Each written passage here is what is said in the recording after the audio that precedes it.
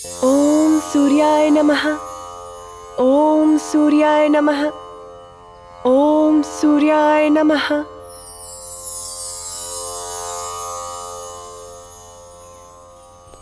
Good morning बेटा। Very good morning पापा।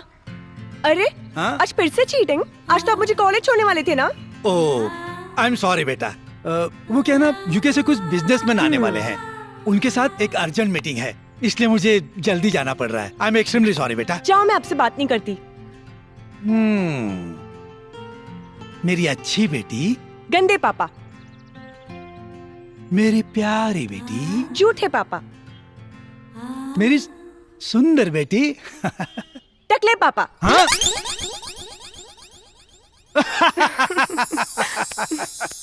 दिलवा ले गईलू रानी बोतल में भर के, कहाँ चल गईलू हमके दीवाना करके। देसिका दिलवा ले गईलू रानी बोतल में भर के। मैडम जी आओ तरी, जल्दी से गेट खोलो, सलूट करो और गेट खोल के जल्दी से सलूट तान दो। हाँ। देसिका अरे बाप रे, हम तो अपना मन जो के रानी के निगरानी में लागल बानी।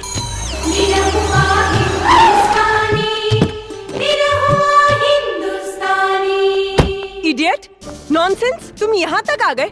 तुम्हें यहाँ रखा कौन? गुंडो। गुड मॉर्निंग मैडम जी, क्या हुआ? इस बदतमीज को अभी के अभी यहाँ से निकालो, राइट नाउ। लेकिन मैडम जी इसने किया क्या है? इसने मेरे साथ बदतमीजी की और सबके सामने मेरी इंसल्ट की। ना ना ना ना, वो हम ना, वो हमार कोनो हम सकल रहल होई। ये नया क्या पैतराबाजी सिखा रहे हो? साफ साफ खुल के बताओ। हाँ। गुड्डू सर, हाँ? तू हमारा पे भरोसा नहीं करत। अब गांव से लेके यहाँ तक तुम्हार पोंछ पकड़ के नहीं मर दे, एक सेकंड खातिर तो से दूर ना भइली। हाँ। और तू हमार भरोसा नहीं करत। हाँ मैडम जी, ये एकदम सही कह रहा है। ये गांव से तो हमरा संगे संगे इधर आया है, एक को मिनट एने से ओने गया नहीं। एकदम सही कह रहा है, नौकरी कसम। तुम झूठ बोल रहे हो ना? ना, माई की कसम खाला, भरोसा नहीं को। माई कसम, ये बिल्कुल सही कह रहा है। हाँ भाई, भरोसा माई की कसम क्यों झूठा खा सकेला का? Shut up. सोटे के कहतारी। चुप रहे खातिर कहतारी। सॉरी मैडम जी। जय हिंद। एक शक्ल के दो आदमी। जय भारत।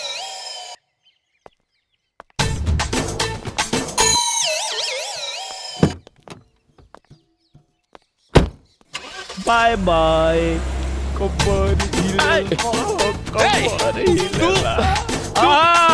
सही पूछा तारा का? ये तो बाड़ी हमार बनजोग रानी। तो आदमी बारह के पैजामा, तारा मालूम बा कि तू का कहता रे? अब तनी हमारा से तमीजो में बतियाई हो। अच्छा, काहे कि अब बंगला के होखे वाला हम मालिक होई बेटा। ई बेटा केकरा कहले हो? हाँ, अच्छा छोड़ा, चलो मोबाइल दा। ऊ काहे खातिर? मर्दा मोबाइल दा। रुक रुक रुक, का करबे मोबाइल लेके? माई के बतावे के पड़ी ना कि ओकर पतो मिल गइल। बैलेंस बहुत कम बा। कौन बात ना, हम चला ले। हाँ हाँ। हेलो। हाँ बाबूजी, पा लगी तनी माई के फोन दा, हमने रहू बोला थई। हेलो, कौन बोला तारा रे? झागरू? अरे झागरू ना, निरहू बोला थई। माई के फोन दा, बैलेंस अब खत्म हो जाई। बांग्लादेश? अरे बांग्लादेश ना, बैलेंस अब खत्म हो जाई। माई के फोन दा। गाय के? अरे गाय के ना हो, माई के फोन दा। कहाँ से बोला तारा रे? अरे मुंह से बोला था नहीं, और कहाँ से बोला? अरे ट्रैक्टर में चला था ना, यही से सुनात नहीं थे। हेले, देखा के बा? हेलो माई। हेलो, ए बाबू, अरे सुनात नहीं खे बाबू। टावर में आवा, टावर में। टावर नहीं के पकड़ा। एक मिनट, टावर पकड़ा होता है। अरे मैया के मैया, हमार फोन। अरे बा। हाँ भाई, अब सुना था। माई रे मिल गई लड़की हसीन, कैसे बताई हम बिया कम सीन। अच्छा।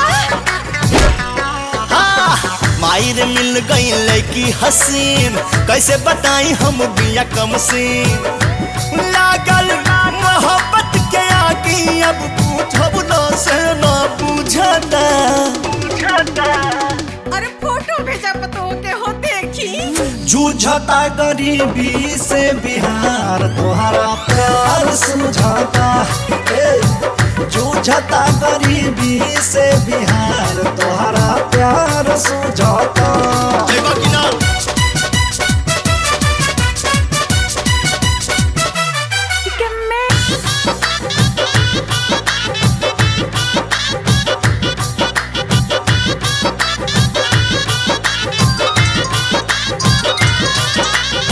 गोर सुनर पाके पतोहिया तर जई बीरे माई सांझी के रोजे नरम नरम हाथ से दहिया दबाई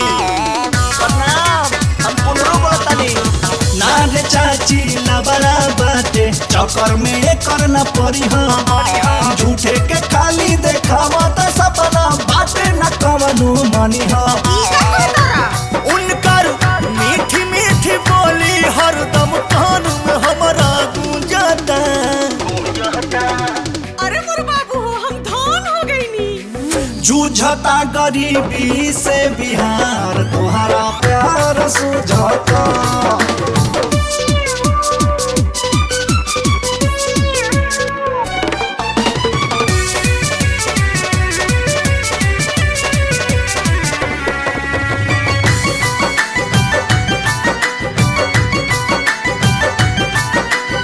गलिया तोहर से नुरिया बाटे चंचल शोख जवानी बाड़ा टप से पवन है पानी अपना मन जोगर रानी अरे बाबू बर्बाद करके रख दे तू तोहरा छोकरी के चक्कर में लागता जाई नौकरी गावे गावे सांझ सवेरे ढोवे के पानी टोकरी कि दिलवा चाहत के पातू की में लब के भूंजा भूंजाता अरे सब चल करो भाई जूझता गरीबी से बिहार तोहरा प्यार सुझाता जूझता गरीबी से बिहार तोहरा प्यार सुझाता हाय कैसा है भाई? अब तुम छोटी छोटी बातों पे गुस्सा हो जाती हो। एक मिनट, मैं तुम्हारा गुस्सा अभी ठंडा करता हूँ। ओ जूस वाले भैया। हाँ साहब। फटाफट सबके लिए जूस बनाओ, फटाफट। जी सर। ओके? सब लोग अपने अपने चेयर में बैठ जाते हैं। Okay baby please sit, come on guys. का जिला? हाँ बोला जवारी। केला कैसे बा? 40 रुपया। 10 रुपया के। ठीक बा ला। ये तुम्हारी कोल्ड ड्रिंक। चिल्ड है। ओ जूस वाले भैया क्या हुआ? हाँ हो रहा है साहब।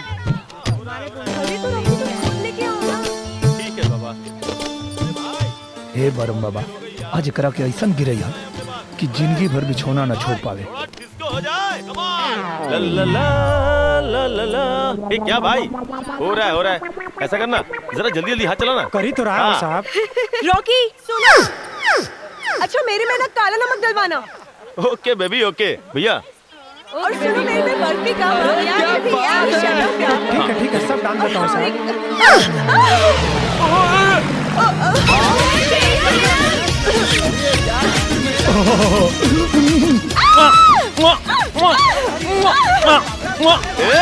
दूर हटो बेवकूफ गंवार देहाती। रॉकी सबने किसके ऐसे मारा? Just kill him. Don't worry, अब देखता हूँ ये बेवकूफ गंवार यहाँ से बच के कैसे जाता है।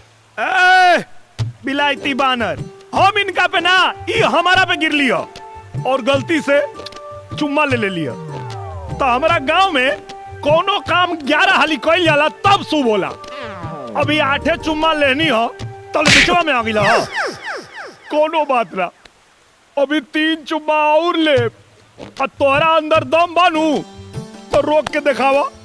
इंडी रहुआ हिंदुस्तानी के चैलेंज बा। अच्छा तो ये बात है, तो मैं भी देखता हूँ तू मेरी गर्लफ्रेंड का कैसे चुम्मा लेता है। Your challenge accepted. पक्का ना? हाँ बे पक्का। अरे रॉकी ये क्या कर रहे हो? अरे डोंट वरी डार्लिंग, मैं हूं ना। डार्लिंग थोड़ा पीछे।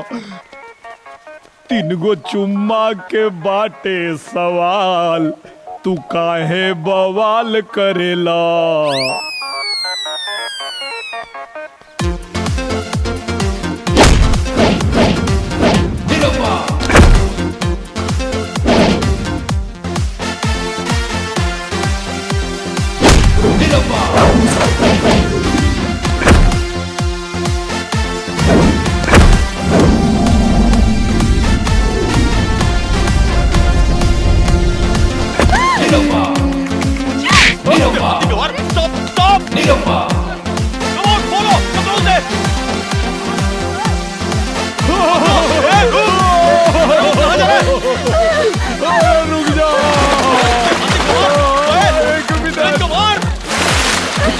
चुम्मा दे दे, चुम्मा चुम्मा दे दे, चुम्मा चुम्मा चुम्मा दे दे, चुम्मा चुम्मा दे दे, चुम्मा चुम्मा चुम्मा दे दे,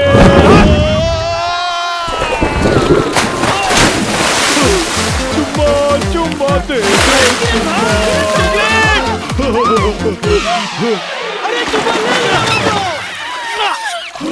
अभी तो 2 और बाकी बा। अरे हाथी गवार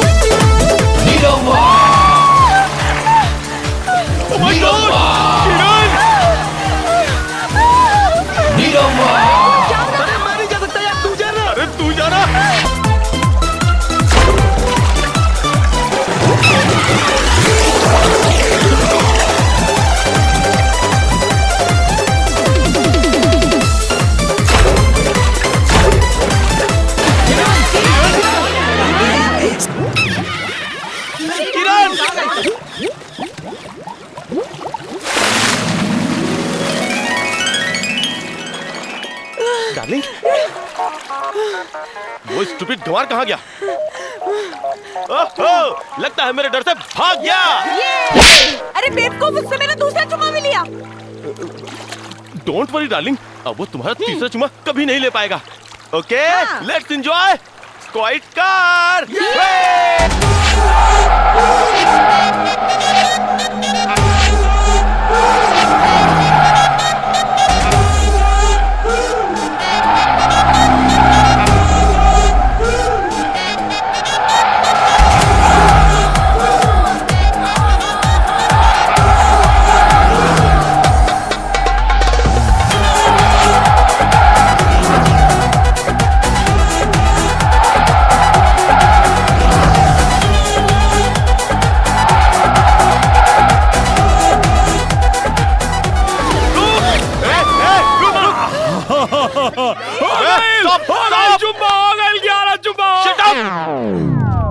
तुझ्या तो पप्पी घेतोस? छोड़ना नहीं, चल तुला दाखवतो।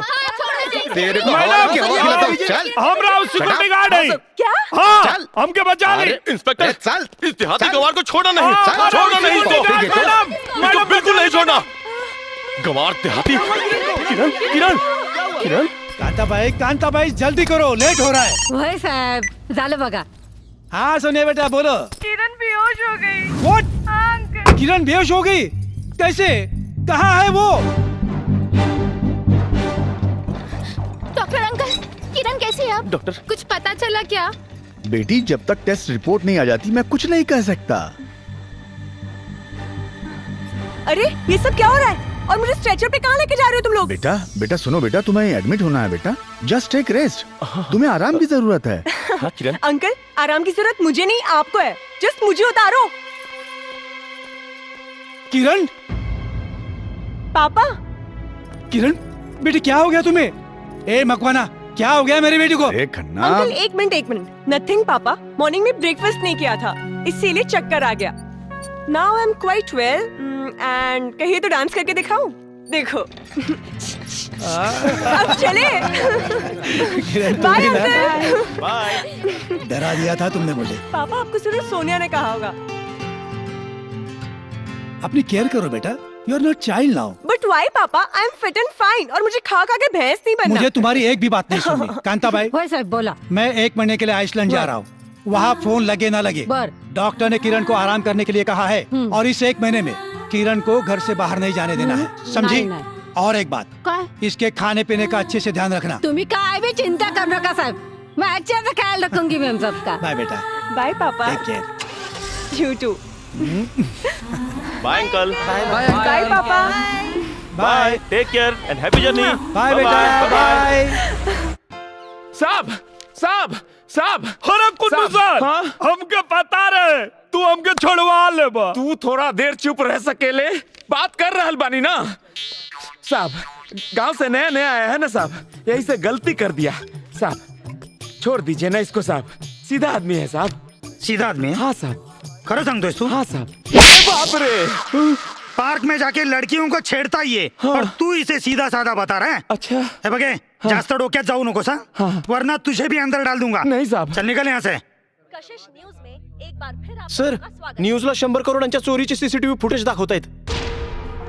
जैसा कि मैं अपने दर्शकों को बता दूं कि आज तक की सबसे बड़ी रॉबरी अंधेरी वेस्ट के आईसीआईसीआई बैंक के चेस्ट ब्रांच में हुई थी, जिसे कि आप सीसीटीवी के फुटेज में देख रहे हैं। पहले तो मैं अपने दर्शकों को चेस्ट ब्रांच के बारे में बता दूं। ये वो ब्रांच है जहां पे अंधेरी वेस्ट जोन का आईसीआईसीआई बैंक का सारा पैसा रखा जाता है। ताज्जुब की बात तो ये है कि इतनी बड़ी सुरंग बनने की किसी को कानों कान भनक तक नहीं लगी।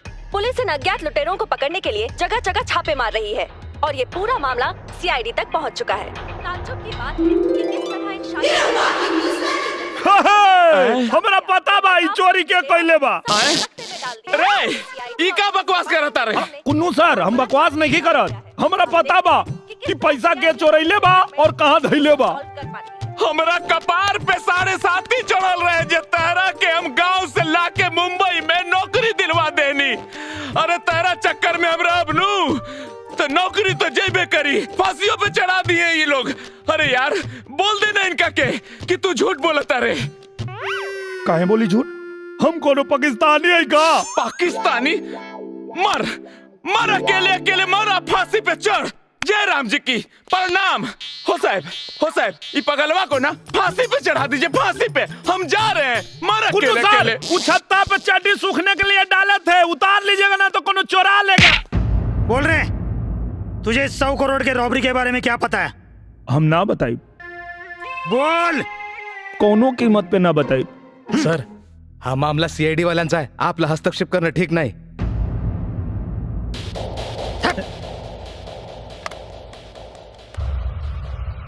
सर, मुझे छोड़ दो साहब, मैंने कुछ नहीं किया साहब, मैंने नहीं चढ़ाया साहब। सर, कहाँ है वो? लॉकअप में है, आइए।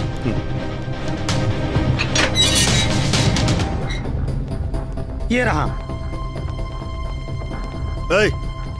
तू क्या जानता है उस 100 करोड़ के बक्से के बारे में? बक्सा वो तो हम बता दे, लेकिन हमारे को शर्त बा।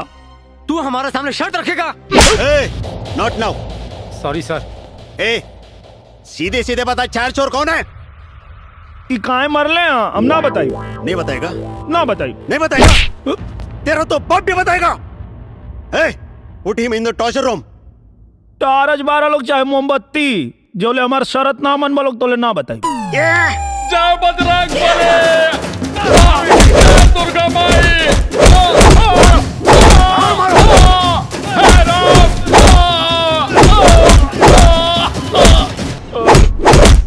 बोल, 100 करोड़ की रॉबरी के बारे में क्या जानता है? बता। मारो। सर, उस लड़के ने 100 करोड़ की रॉबरी के बारे में कुछ बताया? Not know. सर, उसने लुटेरे के बारे में कोई जानकारी दी? अभी नहीं। सर, अभी तक उनका मुंह क्यों नहीं खुलवा पाए? पता नहीं किस मिट्टी का बना है वो, टूटने का नाम ही नहीं लेता है। बट हमें भी उसे तोड़ने के बहुत से तरीके आते हैं। That's enough. Thank you. Side please, side please, हटिए। सर प्लीज सर। नेहा, जैसा कि आपने सुना है, सीआईडी अधिकारी के लाख कोशिश करने के बावजूद भी उस लड़के ने 100 करोड़ की रॉबरी के बारे में अभी तक अपना मुंह नहीं खोला है। रूबी, उस लड़के के बारे में पता चला कि आखिर वो है कौन? नेहा, पुलिस सूत्रों से पता चला है कि उस लड़के का नाम नीरव कुमार यादव है, जो गांव टडवा टप्पा सॉरी, जिला गाजीपुर, उत्तर प्रदेश का रहने वाला है और यहाँ अपने दोस्त के साथ सिक्योरिटी गार्ड की नौकरी करता है। नीरव कुमार यादव कोण आहे रे? या हलकटाला माहित कसं पडलं रे की 100 करोड आपण लोकांनी उडवलेत? ए भाऊ, अगर नीरव को सब कुछ पता ही है तो पुलिस को क्यों नहीं बता रहा है भाई? खूब शाना है भाई, अपन लोगों से सौदा करना चाहता है। अपन को इस हालत से बचने का है ना, तो उस लौंडे को पुलिस कचड़ी से उड़ाना पड़ेगा। बरोबर। No no, it's a matter of our company's reputation. कुछ भी करना पड़े, कोई भी स्ट्रेटेजी अपनानी पड़े, कोई सौदा करना पड़े, हमें 100 करोड़ को रिकवर करना जरूरी है। अदरवाइज हमारी कंपनी को, बैंक को इतने बड़े अमाउंट का भुगतान करना पड़ेगा। Do you understand? यस सर। किसी भी तरीके से उस नेहरू कुमार यादव को मोल्ड करो। ओके सर।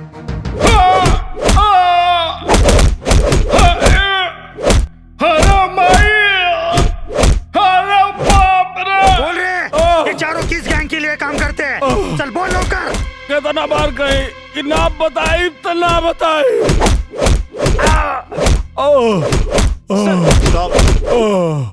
इंटरनॅशनल इन्शुरन्स कंपनीतून काही लोक आलेत, त्यांना तुम्हाला भेटायचे. इंश्योरेंस वाले?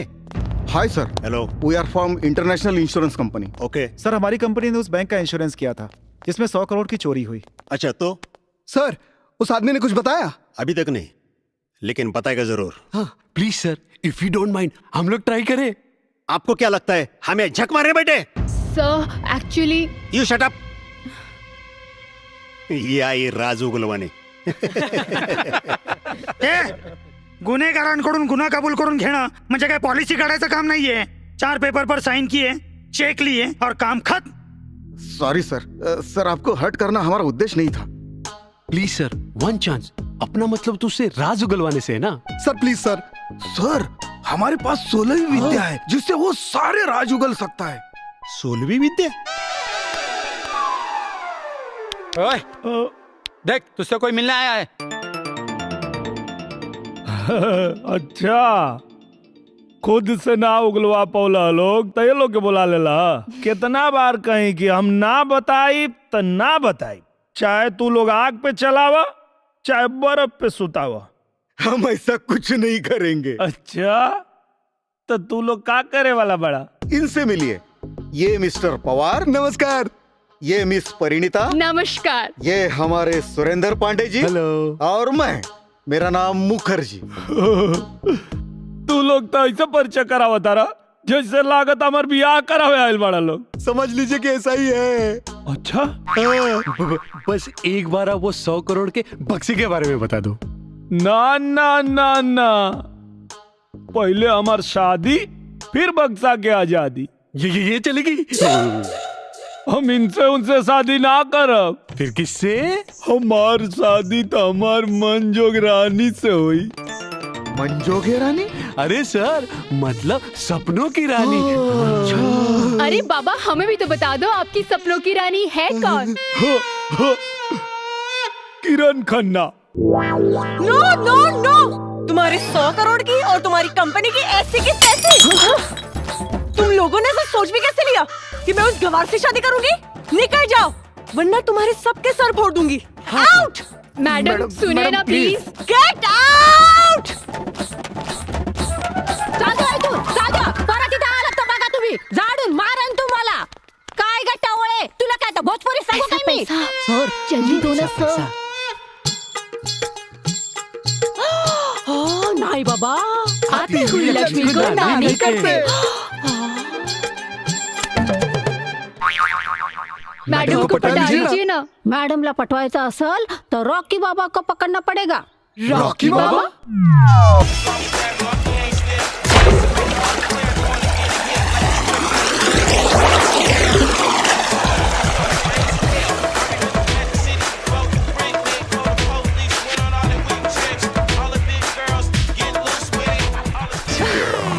किरण डार्लिंग. हाय रॉकी. मैं तुम्हारे लिए एक मस्त प्लान लेके आया हूँ. ओह holiday plan. Oh no darling, एक दिन में 1 करोड़ कमाने का प्लान है. Oh really? क्या प्लान है? शादी का मैडम जी. फिर से आ गए तुम लोग इधर. चले जाओ यहाँ से. Madam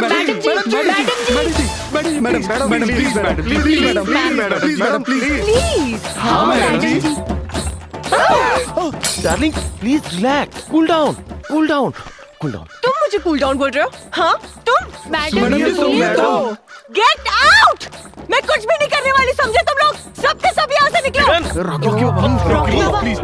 Kiran please please listen to me. No, तुम मुझे इस गवार बदतमीज से शादी करने के लिए बोल रहे हो? तुम? I don't believe this. Kiran, Kiran please. अरे शादी नहीं यार, फिल्मी ड्रामा। फिल्मी? यस बेबी, जैसे फिल्मों में हीरोइन फेरा लेती हैं, सिंदूर लगाती हैं, शादी हो गई और सीन ओवर, और सब लोग अपने अपने पैसे लेके अपने अपने घर। मैडम जी, बस आपको सिर्फ इतना ही करना है और इसके बदले हम आपको 1 करोड़ देंगे। 1 करोड़?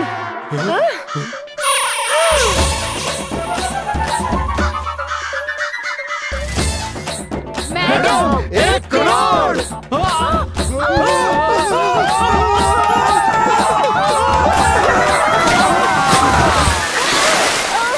Oh my God.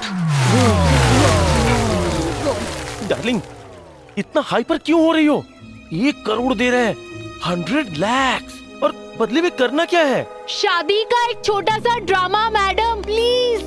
हाँ डार्लिंग, एक छोटा सा ड्रामा, और उस ड्रामे से उस अनपढ़ जाहिल गंवार देहाती से हमेशा के लिए छुटकारा।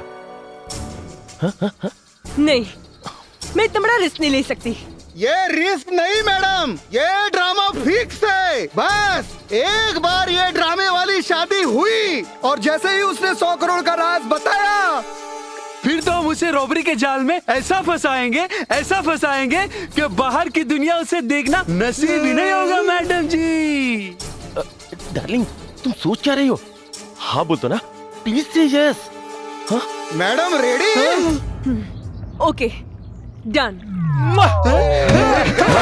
भगवान विष्णु मंगलम गरुड़ध्वज मंगलम पुंडरीकाक्ष मंगलाय तनोहरि। ओम मंगलम भगवान विष्णु मंगलम गरुड़ध्वज मंगलम पुंडरीकाक्ष मंगलाय तनोहरि। विघ्नेश्वराय वरदाय सुरप्रियाय लंबोदराय सकलाय जगद्धिताय नागाननाय सूर्यज्ञ विभूषिताय गौरीसुताय गणनाथ नमो नमस्ते। या देवी सर्वभूतेषु मातृरूपेण संस्थिता नमस्तस्यै नमस्तस्यै नमस्तस्यै नमो नमः। अब विवाह संपन्न हो गया, आज से आप लोग पति पत्नी हो गए।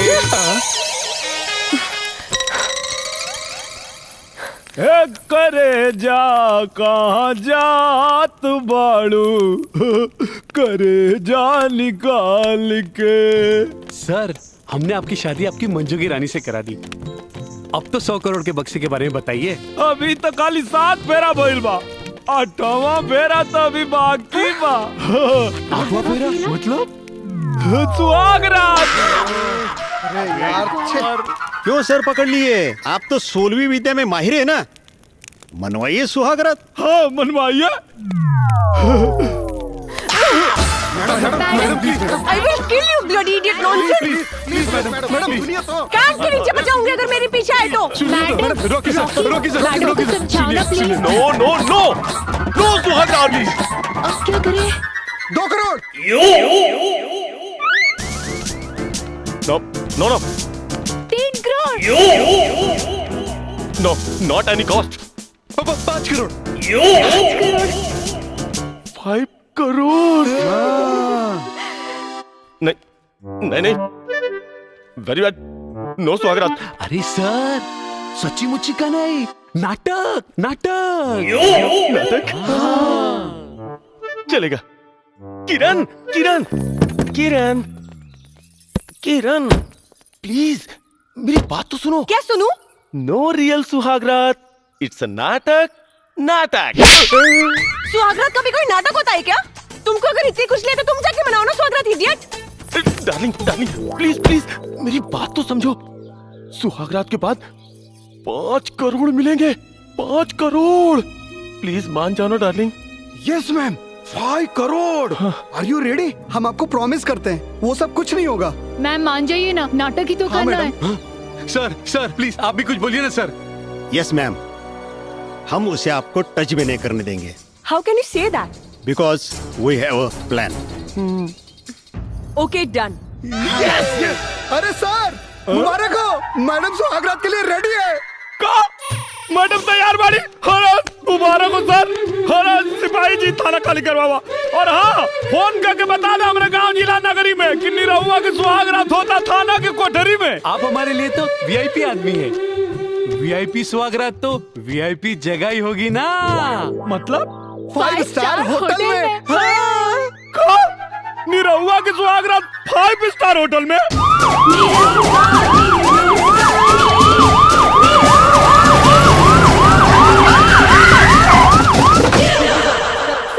सर आपने कभी सोचा था कि आपकी सुहागरात 5 स्टार होटल में होगी?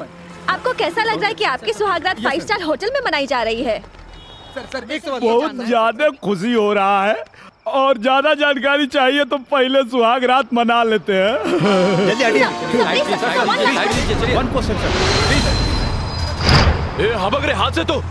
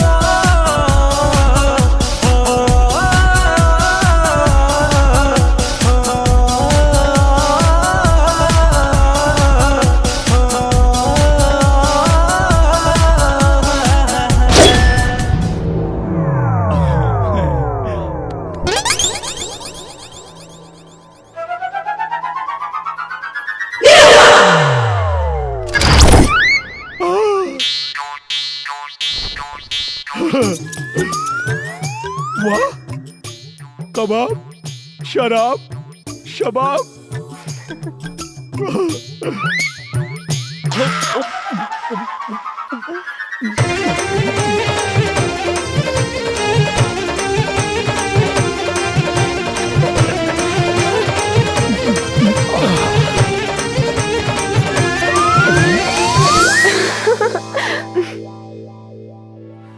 आरे रेडी बाड़ू हमारा पे होखे के निछावर। अरे वेट कर तारू बिछा के फलावर। हरे वन टेक होके होखी कह खाली एक्शन। पहलो तो बॉडी में लव के रिएक्शन। खुलल बा भाग आज मिलल बचांस। अब शुरू होके जा रहल बा देसी रोमांस।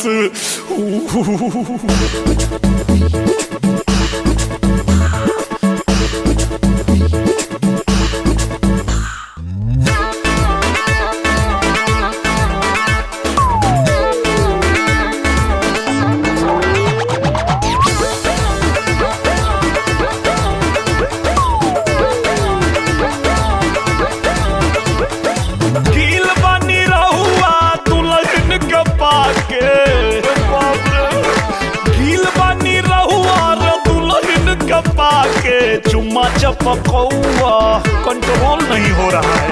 चुम्मा चपकौआ दे तो झुलनी उठा के। चुम्मा चपकौआ दे तो झुलनी उठा के। छोड़ी ना टावर देख पावर में आके गारंटी बा। छोड़ी ना टावर हो पावर में आके। चुम्मा चपकौआ दे तो झुलनी उठा के। चुम्मा चपकौआ दे तो झुलनी उठा के।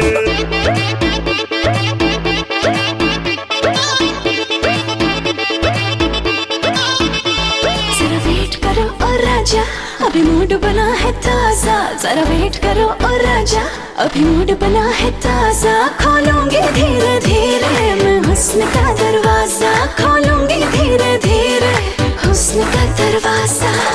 माने मनवले न जोश मारे चंप हो। माने मनवले न जोश मारे चंप हो। छौके जवनिया मचावे हड़कंप हो। छौके जवनिया मचावे हड़कंप हो। देह गंगनवलू तू देह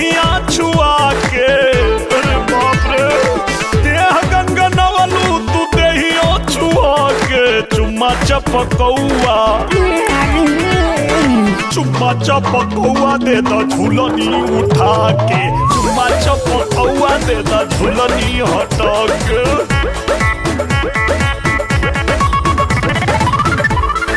अपने पास है फुल नाइट ना दिल का पेशेंस खोने दो अभी अभी तो अभी अभी तो मिले हैं हम थोड़ी और ट्यूनिंग होने दो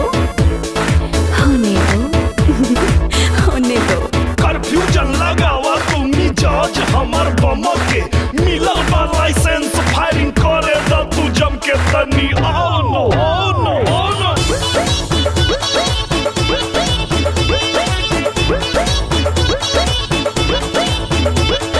naughty naughty बालम है दिल में तेरा वेलकम oh naughty naughty बालम है दिल में तेरा वेलकम जमेगी अपनी जोड़ी मैं ब्यूटीफुल टू हैंडसम जमेगी अपनी जोड़ी मैं ब्यूटीफुल टू हैंडसम खाई पियल घर के देहाती हई पाठा खाई पियल घर के देहाती हई पाठा भरल बा देहिया में दूध घी माठा भरल बा देहिया में दूध घी माठा डाउन का द पारा पलंगियों हिला के आज पलंग तोड़ देवे के बाद डाउन का द पारा पलंगियों हिला के चुम्मा चपकौआ कबो नहीं बोले चुम्मा चपकौआ दे द झूलनी उठा के चुम्मा चपकौआ दे द झूलनी उठा के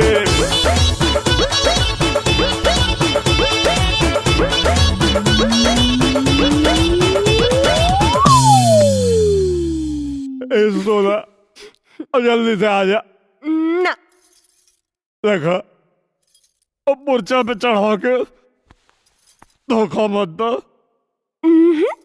पहले 100 करोड़ के बारे में बताओ फिर उसके बाद 100 करोड़ ए डार्लिंग अब तू हमके धर्म संकट में डाला था इसमें धर्म संकट में आने वाली कौन सी बात है अब मैं किरण बलराज खन्ना नहीं किरण निरहु यादव हूँ तुम मेरे पति और मैं तुम्हारी पत्नी हूँ सर लगता है लाइन पे आ रहा है और पति पत्नी के बीच में कोई राज नहीं रहता हमरा के पते नहीं के का बताई हमें के कैसे समझाई कि हमके खुद नहीं के पता हम खाली बियाह करे खातिर कुछ झूठ बोले रहे क्या सोच रहे हो कुछ बोल क्यों नहीं रहे हो तू करके आवता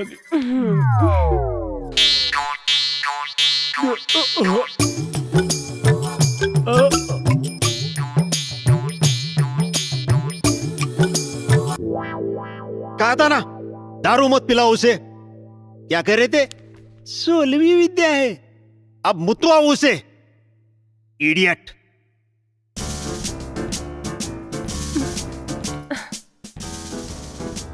सर इतना टाइम मुझे तो कुछ डाउट लग रहा है सर बहुत देर हो गई आ क्यों नहीं रहा है नॉक द डोर ओके सर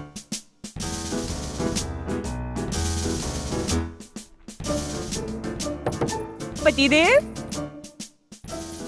मेरे प्यारे पतिदेव निरवा डार्लिंग डार्लिंग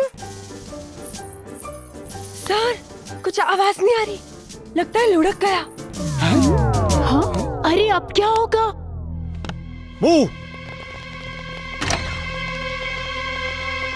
सर कहाँ गया वो ए हल्का तुझे कैसे मालूम 100 करोड़ अपन लोग ने चुराया है अबे बोल पहले ना मालूम है लेकिन अब मालूम चल गई गाडी थांबव याला कापून टाकून समुद्रात फेकून देऊया चल लवकर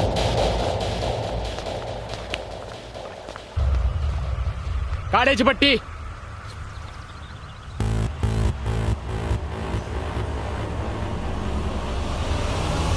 लवकर बोल नाहीतर मार्शल समुंदर समुंदर के पानी अरे पागल है क्या पाण्यामध्ये खेळतो के पानी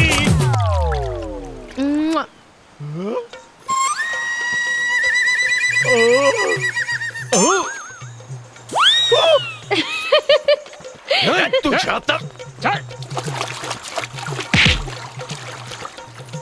अरे शाण्या, अरे शाण्या बोलना ए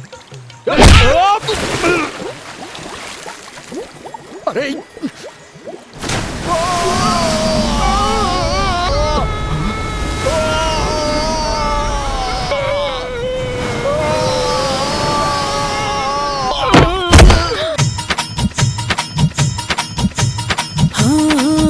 आई गौना के बारात जाइब सैया जी के साथ, बस 2-4 दिन के बाद चढ़ी डोली में अजिया धड़ के हमार जाए पड़ी ससुरार, छुट्टी घरवा दुआर यही होली में। अपना मर्जी के हम मालिक हुकुम दोसर चलाई, मानी नाही मोर बलमुआ सारी रात सताई, करी मोहे परेशान सभी सोच।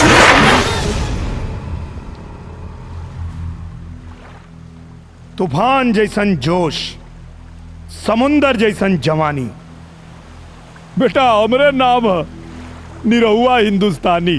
मारी से आओ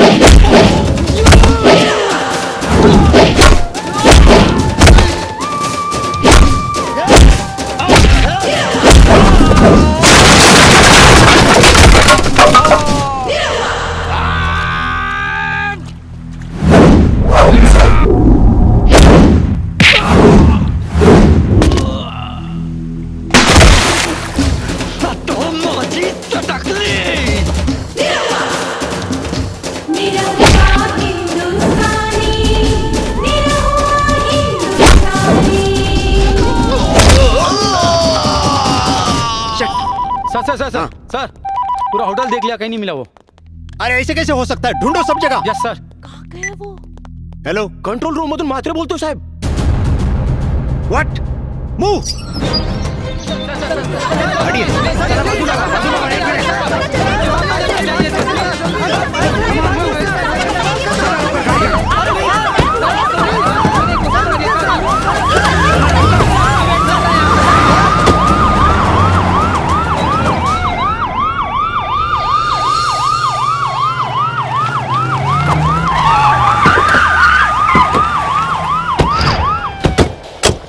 निकलो बाहर, पुलिस ने तुम सबको चारों तरफ से घेर लिया है। चलो जल्दी, कोई होशियारी नहीं। तुम लोगों ने थोड़ी सी भी चालाकी की तो तुम्हें गोली मार दी जाएगी। साहेब जेकरा के तू लोग ढूंढत बड़ा वो गाड़ी में ना, कचरा पेटी में कचरा भी न था।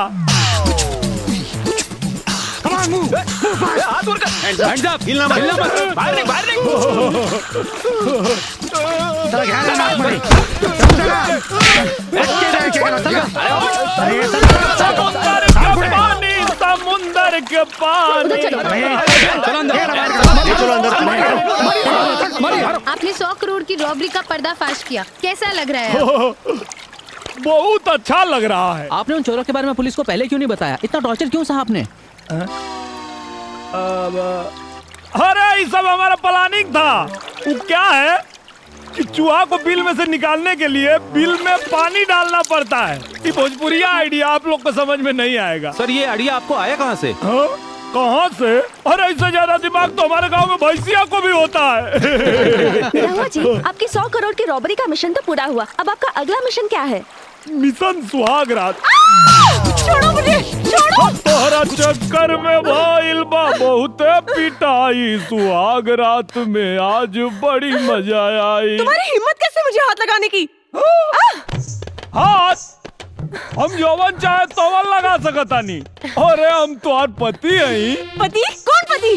कोई देखा आज बिया भइल और आज पूछा दिया कौन पति, अभी बताओ ताली।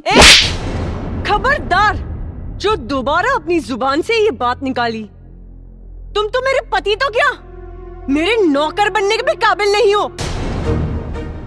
समझ में आ गई मैडम, कि तोहरा मन में हमरा खातिर का बा, लेकिन अब जौन हम करब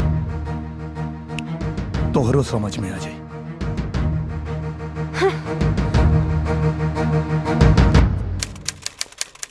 मिस किरण खन्ना, ठीक है ना भाई जी? हाँ।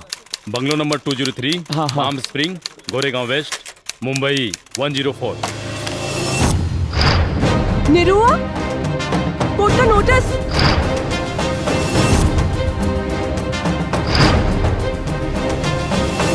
मैं गीता पे हाथ रख के कसम खाती हूँ कि जो कुछ भी कहूंगी सच कहूंगी, सच के सिवा कुछ नहीं कहूंगी। हाँ तो Mrs Kiran Yadav. Excuse me, Kiran Yadav नहीं, किरण खन्ना हूँ। किरण खन्ना तो आप पहले थी। मेरे मुवक्किल से शादी करने के बाद आप किरण यादव हो गई है ना? लेकिन मैं इस शादी को शादी नहीं मानती। Point to be noted my lord. अपने पूरे होश और हवास में अपनी मर्जी से शादी करने के बावजूद ये कह रही है कि ये शादी को मैं शादी नहीं मानती, जबकि इसका पुख्ता प्रमाण ये है, ये मैरिज सर्टिफिकेट। क्या इस प्रमाण पत्र में किए गए हस्ताक्षर आपके नहीं हैं? यस सर, लेकिन मुझे फंसाया गया है। किसने फंसाया है आपको? मिस्टर मुखर्जी ने, जज साहब। मिस्टर मुखर्जी को कटघरे में बुलाया जाए। नहीं नहीं जज साहब, ये शादी तो इन्होंने अपनी मर्जी से की है, जिसके गवाह है इनके दोस्त मिस्टर रॉकी। हाँ तो बताइए मिस्टर रॉकी, क्या आप इनको जानते हैं? Yes, she is my girlfriend. Girlfriend? अगर ये आपकी गर्लफ्रेंड है तो आपने इनकी शादी मेरी मुवक्किल निरहुआ कुमार यादव से क्यों करवाई? मतलब आप नामर्द हैं? क्या बकवास कर रहे हैं आप? मैं मर्द हूँ। आप नामर्द हैं? मैं मर्द हूँ। आप नामर्द हैं मिस्टर रॉकी। जज साहब, इनको पता नहीं है, मैं रोज सुबह 2 लहसुन खाता हूँ। इसीलिए आपने अपनी गर्लफ्रेंड की शादी मेरे मुवक्किल ये देसी मर्द निरहुआ कुमार यादव से करवाई। ये सच है या नहीं? जज साहब, मैंने इस वजह से थोड़े ना शादी करवाई। तो किस वजह से करवाई है? मिस्टर मुखर्जी के कहने पे। मिस्टर मुखर्जी ने कहा कि मैं किरण को 1 करोड़ रुपए दूंगा। जज साहब, इसलिए मैंने शादी करवा दी। इसमें मेरा कोई कसूर नहीं है। नहीं सर, मिस्टर रॉकी ने कहा था कि आप किरण को 1 करोड़ दोगे, आप मुझे भी 1 करोड़ दीजिए, मैं किरण को राजी करा दूंगा। Point to be noted my lord. Mrs Kiran पे इंडियन पिनल कोड की धारा 120B आपराधिक षड्यंत्र और धारा 420 का भी केस बनता है। अरे बाप रे बाप! क्या करता है? माय बाप! गांव के सीधा साधा लड़का के साथ इतना बड़ा छल! माई बाप, हम जिए करेंगे चाहत माई बाप, हमके इच्छा मृत्यु को वरदान दे दी। हाँ भाई, क्यों के लगे जहर हो गए तो हमके दे दो भाई, हम पी के मर जाए। हाँ वकील साहब, हमके किरासन तेल लिया के दे दो, हम जर के मर जाए। ऑर्डर ऑर्डर, ये क्या ड्रामा लगा रखा है? अरे ड्रामा ना जज साहब, गोला चार पति के फरियाद। अब हम कौन मुंह लेके अपना गाँव जाए? अब अगर हम गाँव जाए तो अपन मेहरारू के लेके जाए, ना तो गाँव में हमार लाश जाए जज साहब। अब हमार जीवन और मरण सब आपके फैसला पे निर्भर बा जज साहब। ऑर्डर ऑर्डर, मिस्टर निरहू, ये अदालत है, आप अपने जज्बातों पे नियंत्रण रखिए और अपने जगह पे जाके बैठिए। ठीक बा। ऑर्डर ऑर्डर, इस केस की सुनवाई आज पूरी हुई। अब इस केस का फैसला अदालत दिनांक 23 अप्रैल 2017 को सुनाएगी। The court is adjourned for today. Order order, तमाम गवाहों और सबूतों के मद्देनजर रखते हुए ये अदालत इस नतीजे पर पहुंची है कि पैसे के लालच में किरण खन्ना ने निरहु कुमार यादव से शादी की और पति पत्नी के संबंध को मजाक बनाया, जो कानून के साथ साथ समाज के लिए भी अपमानजनक है। इसलिए अदालत हिंदू मैरिज एक्ट धारा 9 के तहत किरण खन्ना को आदेश करती है कि 1 साल तक निरहु कुमार यादव के साथ रहकर दाम्पत्य जीवन का निर्वाह करें। 1 साल के बाद अगर ये चाहें तो अदालत में तलाकनामा दायर कर सकती हैं और ये अदालत निरहु कुमार यादव को सचेत करती है कि किरण कुमार से किसी प्रकार की जोर जबरदस्ती ना करें। एकदम नहीं करेंगे माई बाप, बस ही मत करें हमारे साथ में। और साथ ही साथ ये अदालत पुलिस प्रशासन को आदेश देती है कि इंटरनेशनल इंश्योरेंस कंपनी के अधिकारियों को एवं राकेश कुमार उर्फ रॉकी को तुरंत हिरासत में लेकर कानूनी कार्रवाई करें। The court is adjourned for the day.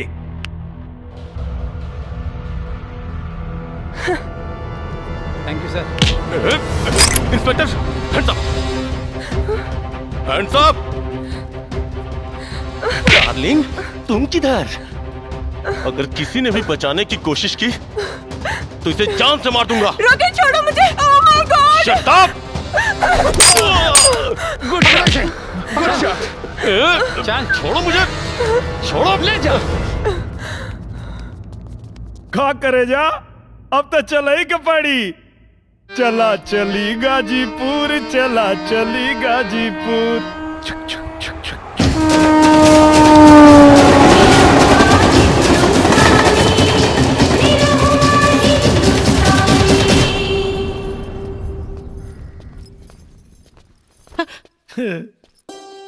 अरे बेटा,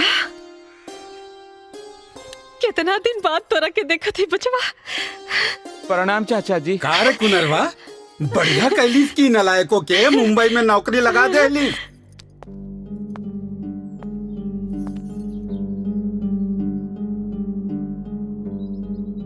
ई के बेटा? तुहार बहू रानी।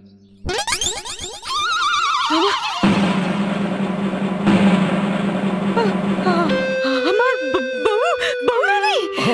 अच्छा, नहीं, अच्छी है, बहुत अच्छी है। अरे बड़को, छटको कहाँ बड़ी आवाज जल्दी से रे। हमार पतो बहू रानी आइल बड़ी। अरे भौजी, भाभी। अरे हम तो हर देवर है। Shut up and stop all this nonsense. मैं तुम्हारी बहू नहीं हूँ। मैं सिर्फ कोर्ट का आदेश पालन करने के लिए आई हूँ। 1 साल रहूंगी और फिर चली जाऊंगी। और खबरदार, अगर किसी ने मुझसे रिश्ता जोड़ने की कोशिश की। जी मैडम। मेरा कमरा किधर है? मैंने पूछा मेरे लिए कमरा किधर है? हाँ। ये घर में तोहार कौनो कमरा नहीं थे। ये घर हमार हा।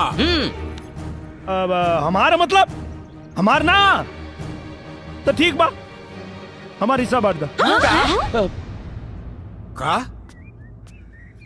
का कहले है तू? बांट दी? ससुर जौने छपरा मारा सब हिस्सा मांगल भुला जाइबा। कैसे मारब जी? काहे के मारब? ई घर हमार, ए घरे का मालकिन हम, त हमार कमरा हमरे बेटा का कमरा। जा बेटा, जा जा हमरे कमरा में जा, जा जा। आई मैडम। जा कमरा में जा। हम हो जाते हैं। तय कहाँ रे? मैडम जी के लगे। मैडम जी के लगे? हाँ, दुल्हन के। अरे बाप रे, ना ना ना ना ना, घर जाता नहीं। अरे बाप रे बाप, कहाँ फंस गई नहीं। हमरा मना करे के बाद भी घर में घुसा दे लो। अरे हमरा तो कौनो इज्जत नहीं थे। और न तका, और न तका, और न तका, कौन न तका बे? भाग यहाँ से, चुप, भाग यहाँ से, भाग जी। कहाँ? यहाँ। हाँ बोली। जब वो बेशरम लड़की खुद के घर के बहू मानते नहीं के, तकौ ना हक से यहाँ रही। हमार वंश बढ़ावा खातिर जी। अरे 1 साल के बाद जाए वाली बिया, ओकरा से तू वंश बढ़ावे के उम्मीद लगावले बड़ू। इतना बड़ हो गई नी, इहो नहीं के पता कि लड़का होके खातिर खाली 9 महीना चाहेला, सालों भर ना। अरे जब उन्हीं रहुआ के अपन पति मानते नहीं थे, तो 9 महीना आपका 9 साल में भी कुछ ना होई। काहे ना होई जी? कैसे ना होई? जरूर होई। एक बात बताई, जब हमार लड़का और शहरी लड़की के मुंबई शहर से उठा के गांव में लिया सकेला, तो अपने छोट छोट बच्चन कमाई काहे ना बना सकेला? जरूर बनाई जी, हमरा के अपना बेटा पर भरोसा बा। देख ले भाग यहाँ से। देख ले। चाचा, तोरे घर क्यों आइल बा? क्या रे? पता नहीं के। मैं किरण का डैडी हूँ। आई बैठी। मैं यहाँ बैठने के लिए नहीं आया हूँ। मेरी बेटी कहाँ है? पापा, पापा। किरण बेटा, ये तूने क्या किया? अनजाने में मुझसे बहुत बड़ी गलती हो गई पापा। कोई बात नहीं, तुम्हारी गलती सुधारने के लिए मैं आ गया हूँ। निरुआ कहाँ है? अरे ससुर जी प्रणाम। Shut up! मुझे ससुर जी नहीं साहब जी कहो। राजा का मुकुट पहनने से कोई भिखारी राजा नहीं बन जाता। भिखारी की क्या औकात होती है मैं अच्छी तरह जानता हूं।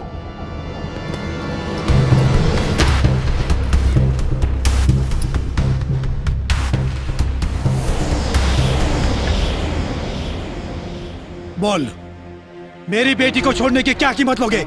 1 करोड़, 2 करोड़, 5 करोड़, 10 करोड़? सौदेबाजी बाजारू सामान कहला साहब। किरण हमारी पत्नी है।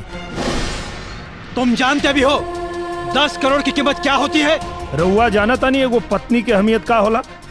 10 करोड़ से तुम्हारा पूरा घर बदल जाएगा और इनका से हमारा पूरा जीवन संवर जाएगा। 10 करोड़ को ठुकराना तुम्हारी बदनसीबी है और इनके साथ रहल हमार खुशनसीबी है। तुम ये भूल रहे हो कि किरण यहाँ जीवन भर के लिए नहीं, सिर्फ 1 साल के लिए आई है। रउआ ही भुलाता नहीं कि 1 साल में 365 दिन होला और जिंदगी 4 दिन की। आपका बेटा बावला हो गया है, बावला। नफा नुकसान के बारे में इसे कुछ नहीं पता, लेकिन आपने तो जिंदगी को करीब से देखा है। जरा समझाइए इसे। साहिब, नफा नुकसान तो व्यापार में देखल जाला, परिवार में ना। परिवार में तो मान, मर्यादा और प्यार देखल जाला। घर आई हुई लक्ष्मी को ठुकराना तुम्हारी बेवकूफी है, बेवकूफी। हमरा घर के लक्ष्मी और दौलत ना, हमार मैडम जी ऐसा है। सिर्फ 1 साल, 1 साल के बाद न तुम्हारे पास ये दौलत होगी ना मैडम जी। इसलिए मेरी बात मानो, ये दौलत ले लो और किसी दूसरी लड़की के साथ शादी करके चैन से अपनी जिंदगी गुजारो। हमरा पता बा कि 1 साल बाद ही हमरा के छोड़ के चल जी, लेकिन आपके बता दी कि इनका गैला के बाद भी हमारा जीवन में इनकर जगह के और ना ले पाई।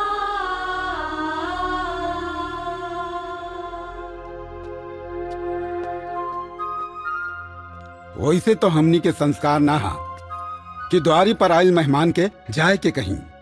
बाकी रउआ एगो मेहमान की हैसियत से ना, एगो खरीदार के हैसियत से आयल बानी। यही से हमरा के ई कहे के पड़ता कि आपन ई कागज के टुकड़ा उठाई और उल्टे पांव निकल जाएं।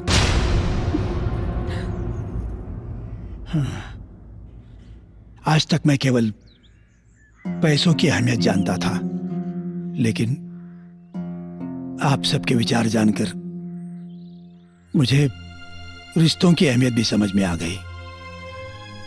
एक बाप होने के नाते मुझे इस बात की तसल्ली हो गई है कि मेरी बेटी सही और सुरक्षित जगह पर है। बेटी, उम्मीद करता हूं कि अगली बार जब मैं यहां आऊं तो मुझसे बेटी के रूप में नहीं, इस घर की बहू के रूप में मिले। मेरी वजह से आप लोगों के दिल को जो ठेस पहुंची है उसके लिए मैं माफी चाहता हूं। मुझे आज्ञा दीजिए, चलता हूं। समधी जी, रउआ कुछ भूलत आनी।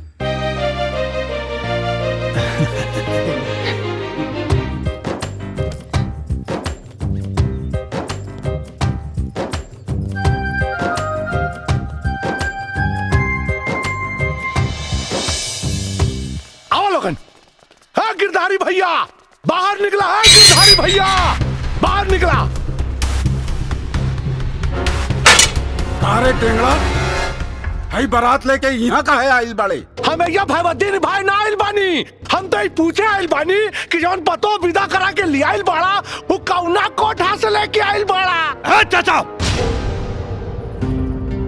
ए टेंगड़ा, अपन गंदा जबान के लगाम दे। वो हमार पतो हा। पतो?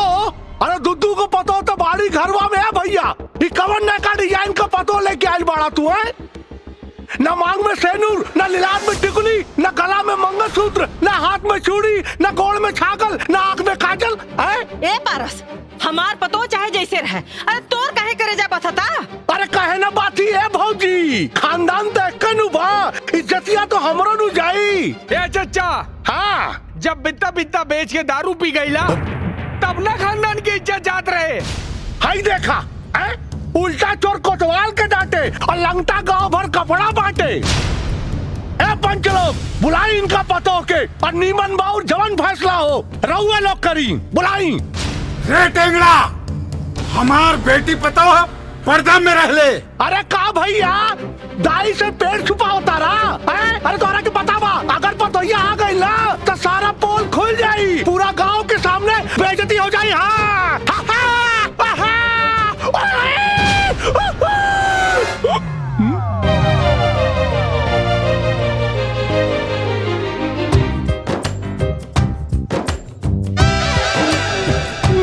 बाबू अरे क्या करता रे?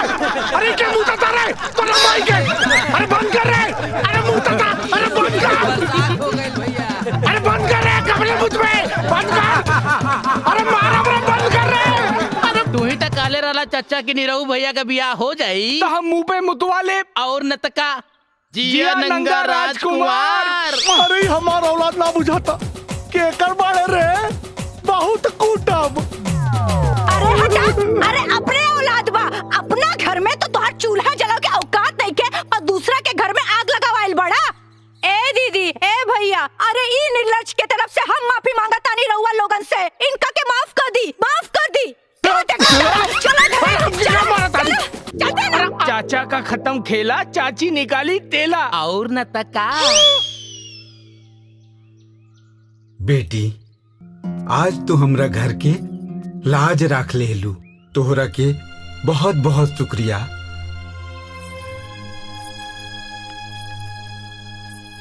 शुक्रिया बोल के मुझे शर्मिंदा मत कीजिए बाबूजी, ये मेरा भी तो घर है।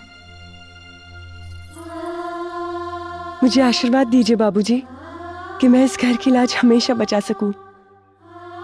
जुग जुग जिया बेटी, सदा सुखी रहा।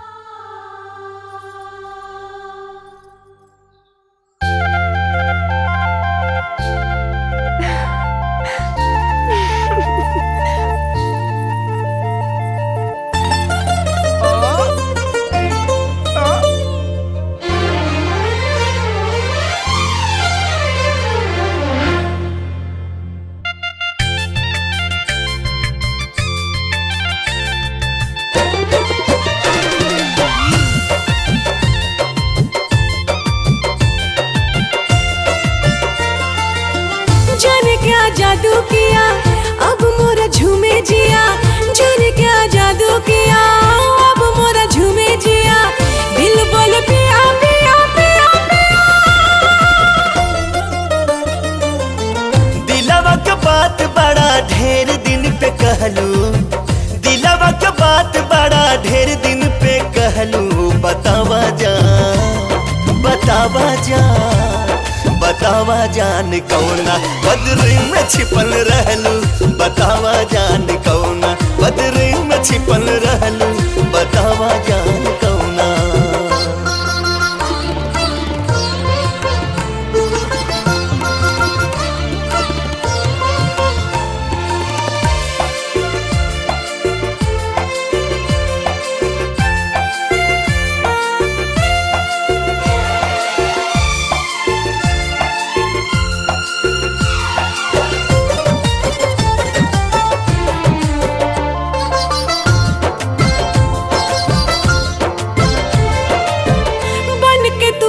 जीत ले ले बाड़ा हमके, तोहरो सने हो हमरा जिंदगी में गम के।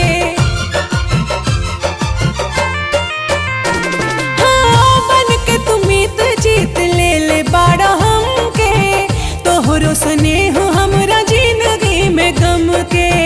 मन जोगे मिल गइलू हमके तिरियावा, नहिया के बर गइल जियावा में दियावा, हमरे जिंदगिया के हो हमरे जिंदगिया के बाग चाह कबलू, बतावा जान बतावा जान बतावा जान कौना बदरी में छिपल रहलू, बतावा जान कौना बदरी में छिपल रहलू, बतावा जान कौना।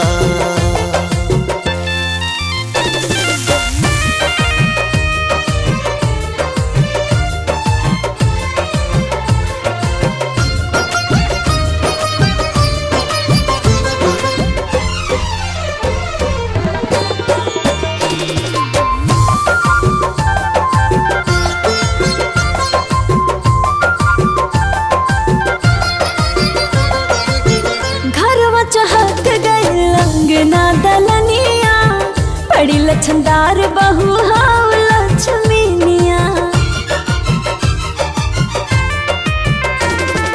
देवर जी के बाड़ तो त सपना के रानी पड़ की बहिन नियन बाड़ जेठानी हमर निरहुआ के हो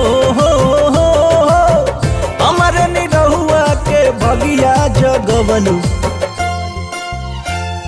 बतावा जान कौना बदरी में छिपल रहलू बतावा जान कौना बदरी में छिपल रहलू बतावा जान कौना।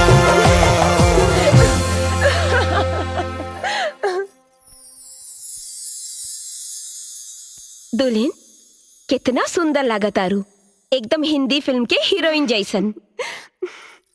दुल्हन एगो बात कही, आपन सुहाग रात के सपना तो हर लड़की सजावेली, लेकिन तोहार सुहाग रात के सपना सिर्फ तू ही ना, ये पूरा परिवार सजैले बा। मैं कुछ समझी नहीं। हमार कह के मतलब ई बा कि हमरा के और छुटकी के नसीब में भगवान माई बने के सुख तो देवे न कैलन, यही से ई खानदान के वंश चलावे के पूरा जिम्मेवारी तोहरा पे बा। बड़की भाभी। हाँ रवा के माई बुलावताड़ी। अच्छा चला बता। हाँ। मंजली भाभी हाई ले राउर मोबाइल। अरे वाह, मंजली भाभी के तने रहू भैया बहुत प्यार करी ले। अच्छा तोहरा के कैसे पता बा? कैसे पता का, जेकरा हाथ में मेहंदी खूब लाल होला मतलब कि ओकर मर्द ओकरा के बहुत प्यार करी ले। अच्छा तोहरा मर्द मेहरारू के प्यार खूबे पता चलता। हाँ लागता भैया से बात करके तोहरो हाथ में मेहंदी लगवा ही के पड़ी। अच्छा मजलू हम अबे आवतानी।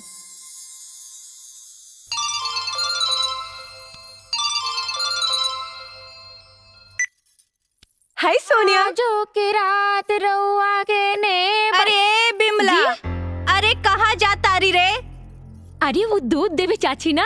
अच्छा निरहुआ लगे। हाँ देखी तो। अरे रे रे रे रे ई तो पानी नियन दूध बाटे आए, तने मलाई डाल दे के चाहते। हाँ जोकर सुहाग रात बाटे, जो मलाई लेके आओ। जो जो जो जो दीना हम डाल। अरे रहे देना हमरे लगे, तू जो ना हम है ना मलाई बढ़िया से लेके आओ। जा जा जा।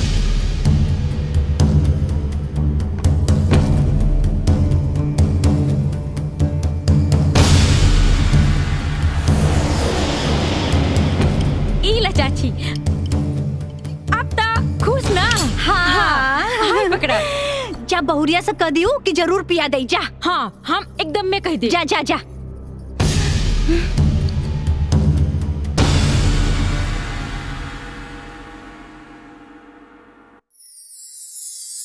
दरवाजा बंद करने की कोई जरूरत नहीं है। अरे तू तो नाराज हो गेलो। वो बड़की भौजी के चलते थोड़ा लेट हो गया, सॉरी।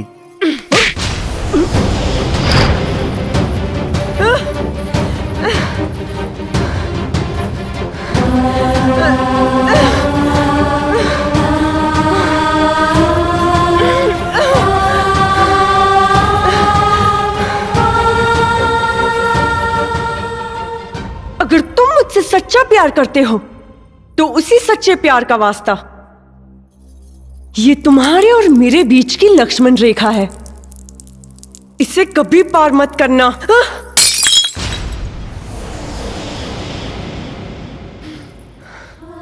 लेकिन काहे किरण, एक तरफ तू हमके प्यार के वास्ता देता और दूसरी तरफ करीब आवे से रोका था।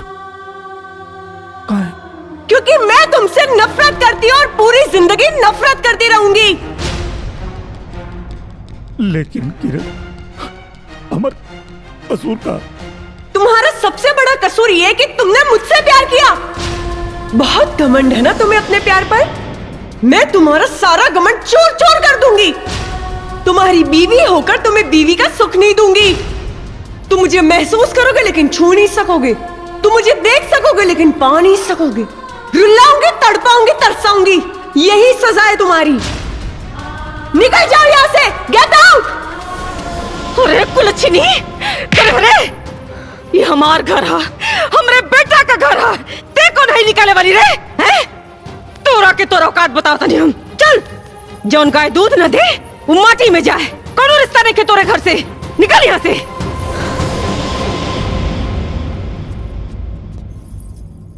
ए बुढ़िया,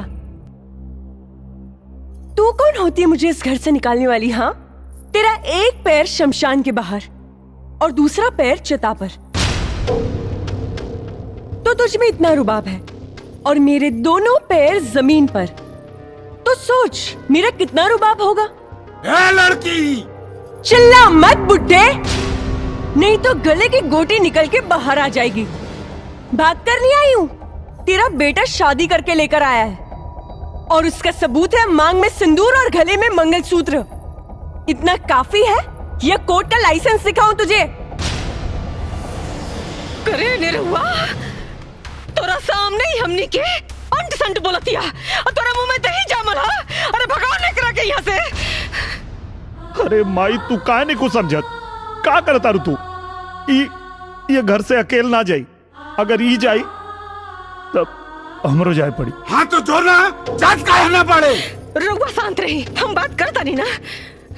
देख बेटा, हमार बात सुन। अरे जब भी तोरा से कोनो मतलब ही नहीं के रखा तो तोरा औलाद कैसे होगी?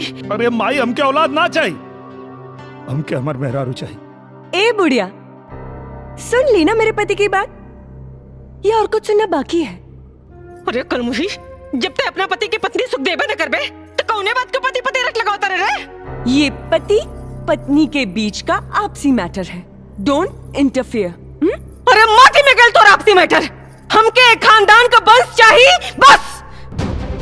वंश का सपना देखना छोड़ दे, मैं तेरा ये सपना कभी पूरा नहीं होने दूंगी। अगर हो गई तब, अगर नहीं हुआ तो अपना मुंह में करखा पोत के सारा गांव घूमब, और अगर हो गई तो तोरा मुंह में करखा पोत के सारा गांव में घुमाइब। मंजूर बात तो मिलाओ हाथ, मिलाओ। चल, मंजूर है।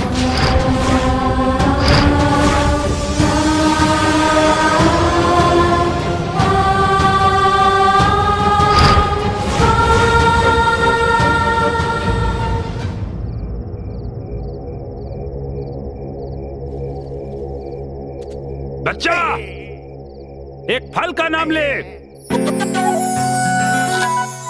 केला। बच्चा, एक सब्जी का नाम ले।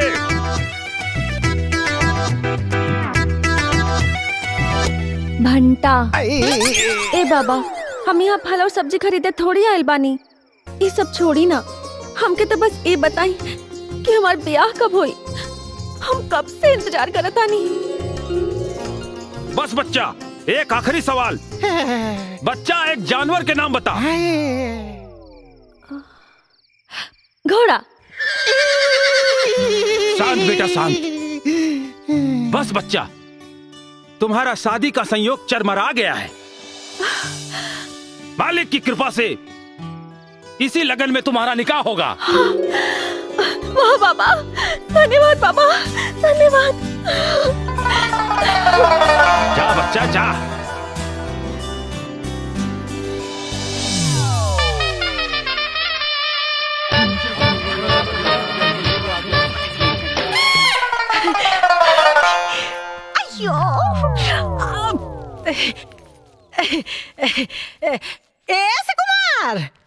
ऐसे कुमार। हाँ माई। अरे हमरा के तनी मुरली बाबा का दर्शन करे के हा। चला बेटा। माई, हम सुबह सुबह अंडा खा ले बानी तो मंदिर कैसे जाई? एगो काम करा, नंदुआ के साथे जा। अच्छा, नंदुआ चल रहता ही चल। अरे माई, हम मंदिर नहीं जा सकत। हम मंदिर नहीं जा सकत। काहे कि आज सुबह उठ के जब हम जमाई लेनी है ना, तो एगो माछी मुंह में घुस गई रहे। अच्छा। आज हमार पूरा दिन बर्बाद हो गई बा। हम मंदिर ना जाएम, ना जाएम मंदिर, ना जाएम, ना जाएम। हम चली तोरा संगे, हम चली। का बा क्यों? रउआ के तो दोनों बेटा भ्रष्ट हो गई ने। अगर रउआ भ्रष्ट ना होखी तो हमरा संगे मंदिर चलब। ठीक है तो चल। अरे हमरा के फटफटिया चलावे के ना आवेला, बुझलू? 4 किलोमीटर पैदल चले के बाद तो चला। तो राहे देही 4 किलोमीटर पैदल चलत चलत हमार गोड़ न दुखा जाई। हाँ। आय भगवान, अगर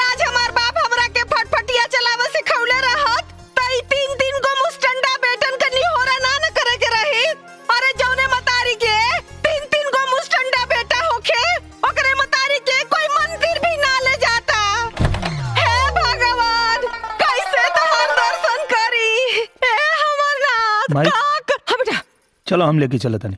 चल बा। हाँ चलो। अच्छा देख देख ये हमार सरवन बेटा। और न तक का चाबी चाबी ला बेटा चाबी चल। और न तक का ला आ गई मंदिर।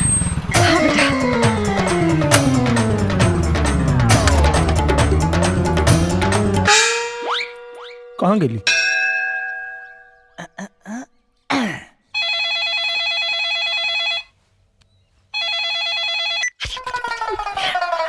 हेलो हाँ बेटा अरे हम तो बड़का मुसीबत में फंस गई। अरे बेटा हमरा के लोग बंधक बना ले बा। अरे बेटा अरे बाप रे अरे तेरी जान बचा दे रे बेटा। अरे हम भाई। जान से गई।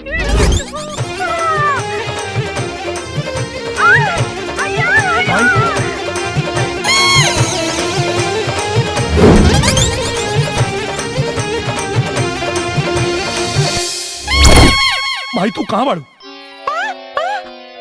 हमके का पता। अरे हमरे आके पता बंटी बांधल रे कुछ नहीं के लगा। क्या चाहता हूँ लोग? बात करावा हमरा से।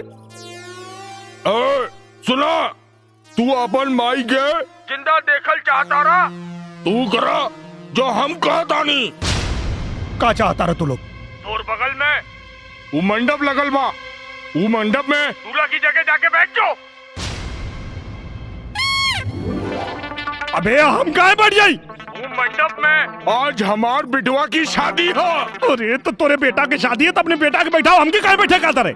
अरे वो तो परेशानी के बात बा।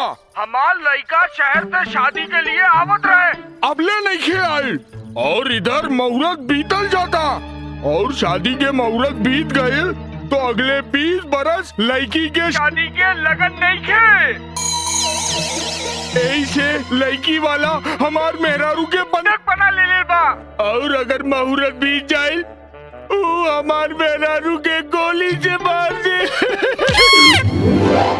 ऐ खातिर जब तक हमार बिटुआ नहीं खिया तू दूल्हा बन के बैठ जाओ। अरे हम बैठब तो लोग के पता ना चली कि हम दुल्हन आई। तू होकर चिंता मत करो वो लोग कुछ ना जान पाई है। वो कहा है कि लड़की वालन हमार बिटुआ की शक्ल ना देख ले। हाँ देखा तू लोग सही नहीं करत। अभी सही गलत सोचे के समय नहीं खे। फिर कुछ समय के बाद बा तोर छठा फेरा होते हमार बिटुआ आ जाई। सुना कुछ गड़बड़ कैला तो अपन माई की जिंदगी से हाथों बैठ बे। चुप बुढ़िया चुप। चला माई चला चला चला। पंडित जी दूल्हा बाबू आ गए। जल्दी जल्दी ब्याह करावा। जल्दी जल्दी।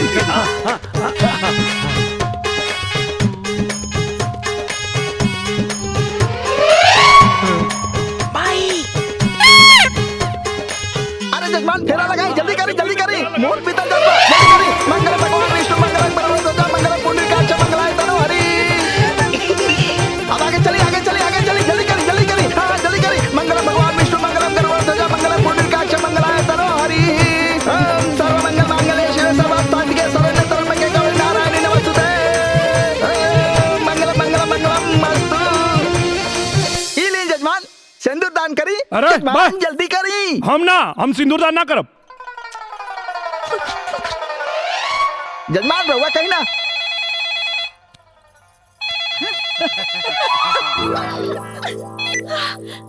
हेलो रुक का गईला। तू तो कहता रहे कि छफेरा में तोर बेटा आ जाए। कहाँ रह गई? चिंता मत करा ये सिंदूर भी हम अपन बेटे के खाते में डाल दे। अच्छा कोनो राशन के वही खाता आगा कि ये खाता में से उठा के वो खाता में डाल देबे? चुपचाप सिंदूर डाल। हम ना डालो। ना डाल बे ना डालो।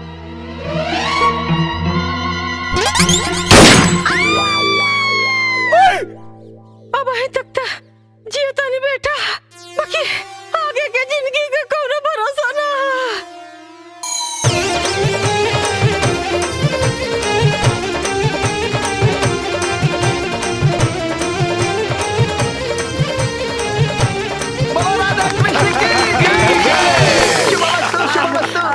बेटा हम बच गई नहीं।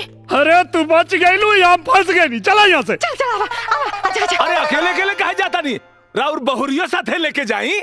बहुरिया कमल बहुरिया केकर बहुरिया? अरे हाई बहुरिया राउर बहुरिया और के कर मान न मान हम तार मेहमान ऐसन कैसन बहुरिया हैं? सुनी राउर बेटा हमरा बेटी के साथे साथ फेरा ले लेबा, एकरा मांग में सिंदूर डाल लेबा, मंगलसूत्र डाल लेबा, एकर सब का सबूत हमरा लगे बा।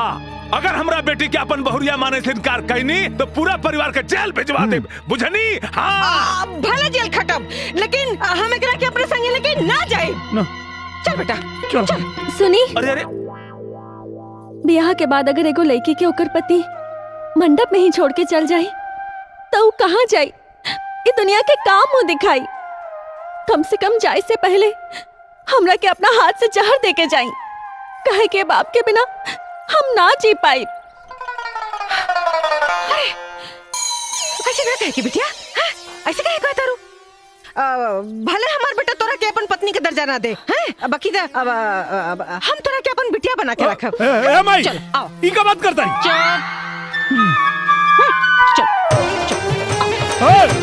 अरे अरे भाई बापू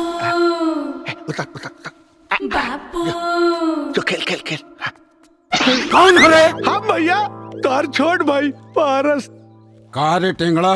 हाँ भैया। आज सूरज पश्चिम से कैसे निकल गई? अचानक तोरा में इतना बदलाव? बदलाव ना भैया, प्रायश्चित कहा, अपना पाप के प्रायश्चित भैया। पाप के प्रायश्चित? अरे भैया हम बैल आदमी भैया, बताई अपना परिवार के गैर समझत रानी। ए भैया, अरे रहुआ जौन आग में जरत आनी भैया, वही आग में हमहू जरत आनी है भैया। अरे वर्तमान के देख के भविष्य की चिंता में जरत आनी भैया। अब बताई ना भैया, जवन लड़की एक खानदान का खेवैया रहे, वह वंश का नैया डुबावा पे तुरल बिया है भैया। हाँ हम तो कहता नहीं है भैया, निरहुआ का दूसर बियाह करा दे। अरे हम सपोर्ट करो, छोट भाई है, रहुआ से अलग हो सकी रहे। बाबूजी बाबूजी बाबूजी बाबूजी, निरहुआ भैया नौकी भौजी ले आइलन। नौकी भौजी? अरे बड़को, ए छोटको, अरे कहाँ बड़ू हो? आवा लोगन दौरा लिया बा, आरती लिया बा, पतो आइल बिया हो। अरे पतो का संचात ना चुनी, ये ना चुनी। तू बत उतरा, अभी बैठल रहा है। निमिया की डारी। अब बेटा पतो नहीं है, बियाह कैला हा, मांग टिकला हा, तब बेटा कुछ रस्म रिवाज ना होई त असगुन ना हो जाए, हैं? निमिया की डाली झूलुआ। ये सब इतना जल्दी कैसे रे? अरे इतना जल्दी का जरूरत रही है क्या? अब तू लोग के पता नहीं लगा कि भौजी आओ थे, नहीं ना? अरे भाई, हम रंगोली फेंके जाते नहीं, वही से हमरा हाथ में बा। अच्छा अच्छा। हाँ माँ जी, हम तो ये तो दौरा छत पर डाले जाता नहीं और ये जाता नहीं पूजा करे, यही से इनके हाथ में बा। हाँ। निमिया की डारी। माई ई के है? अरे काको कुछ नहीं रे, अरे मिठाई मिठाई क्या? हमार पतो आइल बिया। पतो?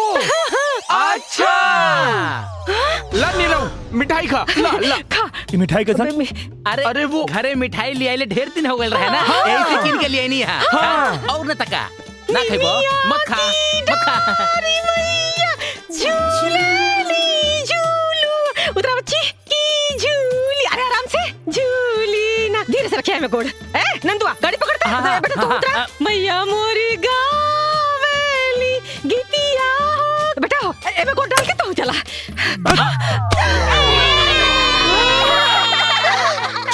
भाग यहाँ से। झूली झूली ना भैया के भाई। चाचू बढ़िया कहले बेटवा, दूसर बियाह के ले ले, बहुत बढ़िया। पता नहीं कि इतना मेहरारू कहाँ से मिल जाली हो, जहाँ जाला एगो उठा के लिया वाला। निमिया के डार मैया डालेली झूलवा हो की झूली ना, मैया मोरी गावेली गीतिया। अरे वाह, कितनी महान है रे तू। तेरा दिल तो समुंदर से भी ज्यादा विशाल, तेरे विचार आसमान से भी ज्यादा ऊंचे, त्याग और बलिदान की साक्षात मूर्ति है रे तू, जो ये जानकर इस घर में आ गई कि तुझे ये घर तो मिलेगा पर संसार नहीं। तुझे पति तो मिलेगा लेकिन पति का प्यार नहीं। तुझे मन का सुख तो मिलेगा लेकिन तन का नहीं। तेरी मांग तो भरेगी लेकिन गोद नहीं।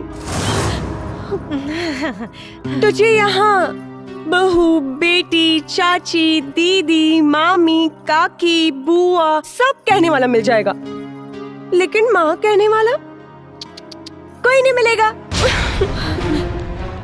ये कहा तारी के बारी? ए बुढ़िया, बताओ बताओ बताओ काहे नहीं कि मैं इसकी सौतन हूँ। ना ना हमार बात सुना, बात सुना। हम बताओ तानी, चला अंदर चला, बताओ तानी।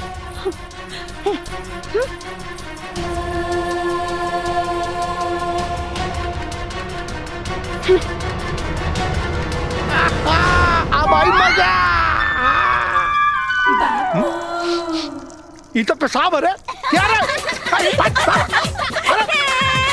अरे तो नहीं बाप पर, अरे बापा पे काहे मुंह तारे रे? अरे नीरव भैया दूसर की भौजी लियाल बाड़े ना, ऐसे मुंह तेलस ना, वो भी दुगुना। अरे तो इन रहुआ जब जब भी आ करी तब तब मोर लइका मुती है का मोरे ऊपर और न तका। अरे रुका तो नहीं के बताओ थी हम।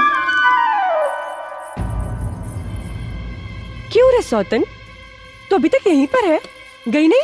अरे हम काहे जाए, ये हमार घर है, हम यही से रहे और अपन संसार बसाई। सुन, मुहे में कर खा पुतवा खातिर तैयारी कर ले। ए बुढ़िया, तू क्या समझती है तूने इसको पटा लिया तो तेरा हर अरमान पूरा हो जाएगा? कभी नहीं। नीरव मेरा पति है, मेरा। इस छिपकली को कभी भाव नहीं देगा। तेरा कोई सपना पूरा नहीं होगा। अरे हम पूरा करे बम्मा जी के सपना। हम देवी खानदान के वंश और वो एगो ना पूरा 1 दर्जन। और ओकरा बाद तोहरा के नौकरानी बना के अपना लइकन के टट्टी धुलवाई। चल दुल्हन, बड़ा हिली है बतियावे। जिंदगी जंडबा फिर भी घमंडबा। अम्मा जी, सुहाग रात हमार ह, लचाए के बिराए के हमरा के चाहिए। तब रहुआ काहे लचाता नहीं? अरे बकलूले बड़ू का एकदम से उठैनिया घर में भी है ना, अगर सामने होकर छाया पड़ गई ना तो बन लोग काम में बिगड़ पड़ जाए। चल हाँ चल।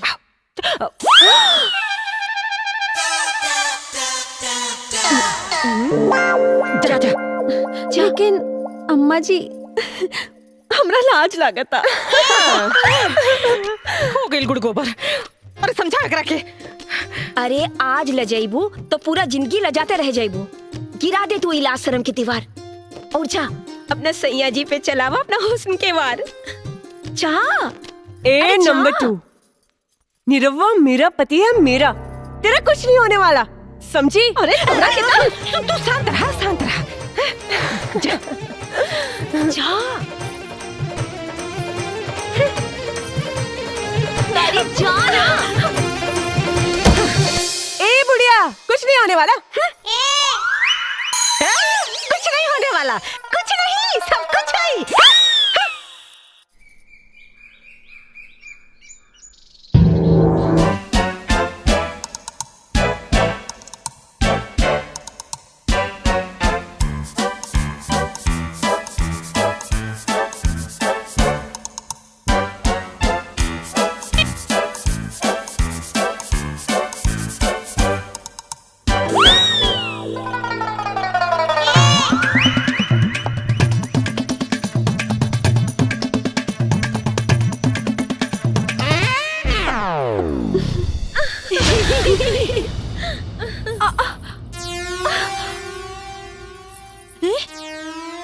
दीदी, लागत बना कि इनके एक ही रात में हालत खराब हो गई भाई। लागत है कि देवर जी 30 साल के कसर एक के दिन में निकाल ले बाबी। अरे दुल्हन, करिया दुखाते का? हाँ अम्मा जी, कमर तो बहुत है दुखाता। अच्छा कैसे कैसे भइल?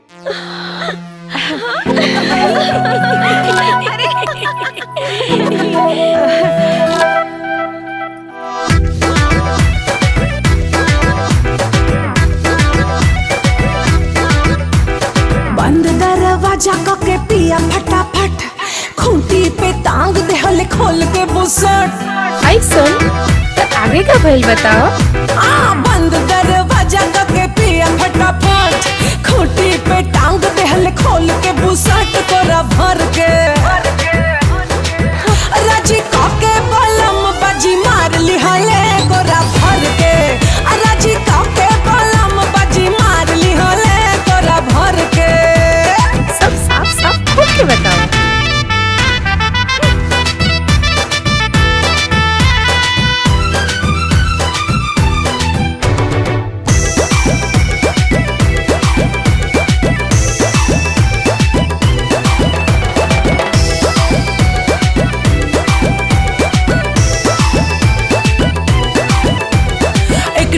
हर ले जब सोर हो सिंगार के बेदवा पर खींच ली हल पिया आंख मार के। अच्छा ये बात बा फिर कब हो? देह झक झोरले झमक गइल छागल थक से करे जा हमार तोर लागल। उठला हर हमरा कतर गोरा भर के। हराजी काके बलम बाजी मार ली हले गोरा भर के। हराजी काके बलम बाजी मार ली हले गोरा भर के।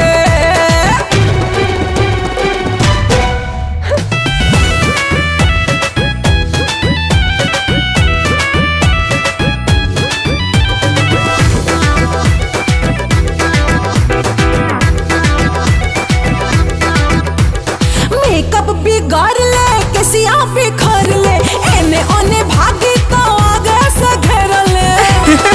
बोला बोला मजा आवत है सुनने में। सोचनी की भाग जाई खोल के केवाड़ी भागे ना देहले पलमुआ खिलाड़ी। राजा माजा में सजा देलन रात भर गोरा भर के। और राजी काके बलम बाजी मार ली हले गोरा भर के। राजी काके बलम बाजी मार ली हले गोरा भर के।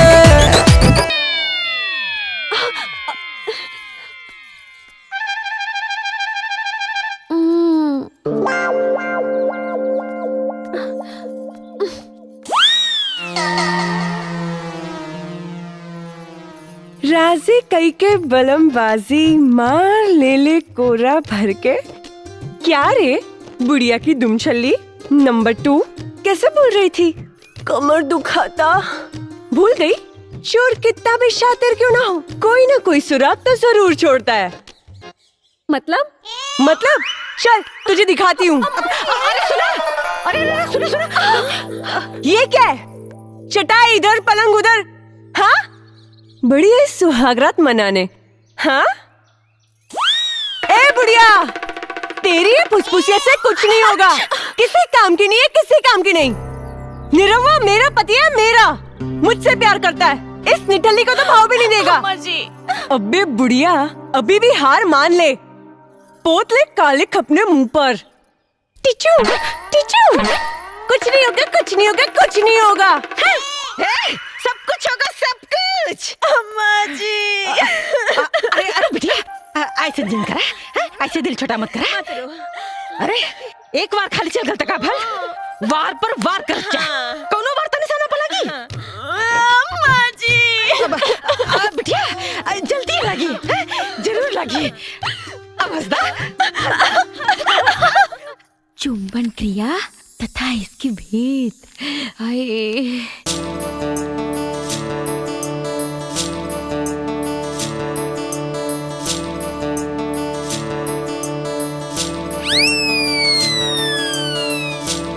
अरे दीदी लोहा अच्छा ता आजकल काम सूत्र के किताब पढ़ल जाता। हम हो कहे कि आजकल सजिए का दरवाजा बंद हो जाता। दीदी की तबीयत दे दी ना। अरे आप तो ये हम हूँ पूरा किताब पढ़िए के देम। दीदी अरे दीदी अरे ना दे ना। अरे हम ना देम। दे देना। अरे दी ना। अरे ना दुल्हन कहाँ भागा जाता रू? तनी एक कप चाय बनावत है। जी बाबूजी।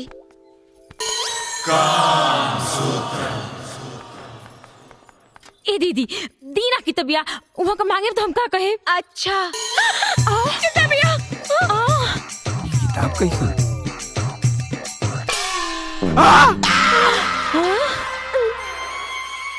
बाबूजी,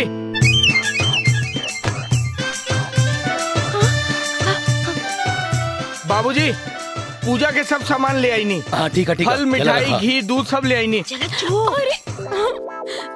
और कुछ काम हो तो हमरा के बता दी बाबूजी। ई तुहार हो? हाँ हाँ, ना ना ना, हे भगवान, अब कोई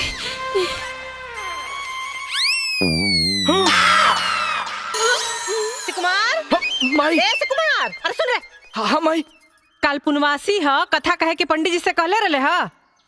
हम भुला गए नी माई। अरे तो जो कह दे, कल पुनवासी है कथा कहे के बुझाइल।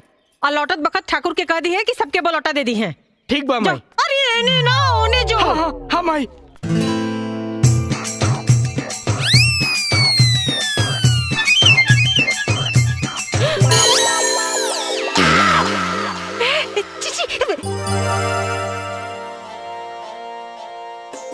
बहू,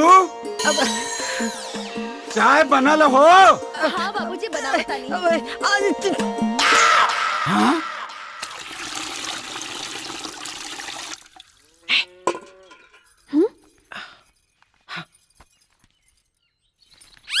छी छी छी, अम्मा जी, रवा का दिखाओ तानी?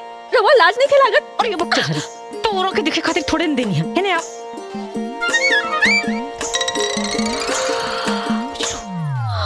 कामसूत्र।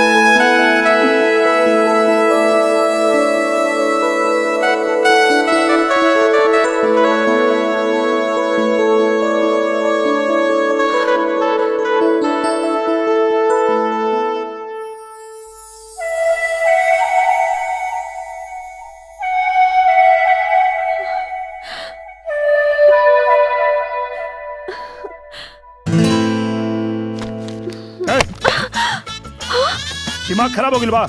हाँ? समझ में नहीं क्या बात? बार बार समझेला के बाद भी चल निकल बाहर। चल निकल। चल।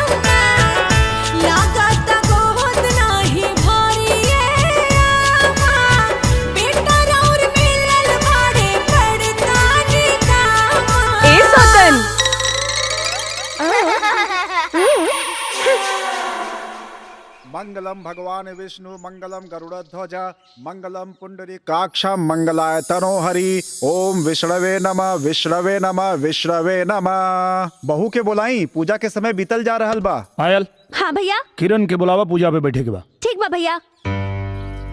मुझे तैयार होने में आधा घंटा टाइम लगेगा, इंतजार करो। पंडित जी आ गई ना, लोग आ गई ना, मुहूर्त निकल जाता। अब उनके आधा घंटा क्यों बैठ के जो ही। चल चलनिया भाई, पंडित जी पूजा शुरू करें। चल। ओम भूर्भुवः स्वः तत्सवितुर्वरेण्यम्। ये बुढ़िया 2 साल से सत्यनारायण भगवान के पूजा ना करौलस। आज न जाने ऐसा का हो गइल कि उ सत्यनारायण भगवान के पूजा करा रहल बाड़ी। कहीं ऐसा त ना कि दोनों सोतिन में सुलह करा दलस। अगर कहीं ऐसा हो गइल होई त हमने के कईल कराइल पर पानी फिर जाई। एक लपड़ मरब लफड़ा जी में कितना बेर कहनी कि रिस्क मत ले, रिस्क मत ले, निरहुआ के नपुंसक बना दे। लेकिन ना, अगर ऐसा हो गई ना चुनिया, तो याद रख तोरा से भीख मंगवाई और हम बैठ के खाई पकड़ पकड़ करे ले। बोलो सत्यनारायण भगवान की जय, सभी माता पिता की जय। जय जजमान, अपन बड़न के आशीर्वाद ले ली।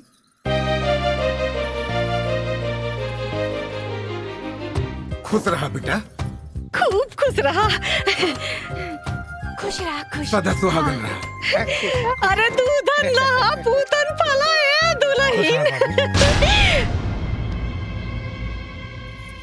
अरे किधर जा रही है? मेरा भी पैर छू। हम ना छुए। क्यों नहीं छुएगी? मैं तुमसे बड़ी हूँ। अच्छा, खाली बातें में बढ़कर बड़ी हूँ, बड़ी हूँ। बड़ बारू तो बड़नियन कामों तो करा। भूल गई, इस देश में दूसरी बीवी की औकात क्या होती है? मेरी दी हुई भीख की खुशियों पर ऐश करने वाली घटिया औरत मुझसे जबान लड़ाती है। अरे देखा था रे, एक इतनी हिम्मत बढ़ गई कि अभी हाथ छोड़ दिया। अरे आज तेरे नहीं की बहुरिया के मरलस, कल तेरे मतारी के मारी, परसों तेरे बाप के मारी, और तय खड़ा होकर खाली तमाशा देख। बारे भगवान, कैसन कैसन दिन देखा के पड़ता। किरण, तुम्हारा दिमाग खराब हो गया बा। ये सब क्या करता रू? अच्छा, मैं क्या कर रही हूँ? हाँ, आज तक तो ये चालबाज पूरे परिवार वालों को पुड़िया खिला रही थी, आज आपको भी खिला दी, इसीलिए आप इसकी साइड ले रहे हो। देखा, तू गलत के लिए बाड़ू, चुपचाप एकरा से माफी मांगा। माफी? वो भी इस बच्चलन से? बहुत हो गई।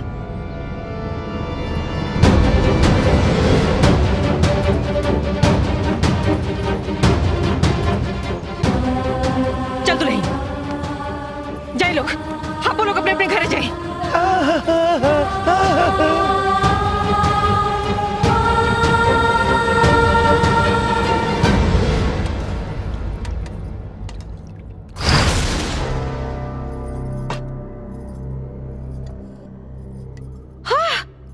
आजकल के पतोहन का तो कुछ समझे मैंने क्या होते है बहनिया। कोरे 1 किलो घी 4 दिन में खत्म कर देला सन। अरे अब निरहुआ खातिर हमरा के घी भंडार घर से लिया के पड़ी भगवान। ओहो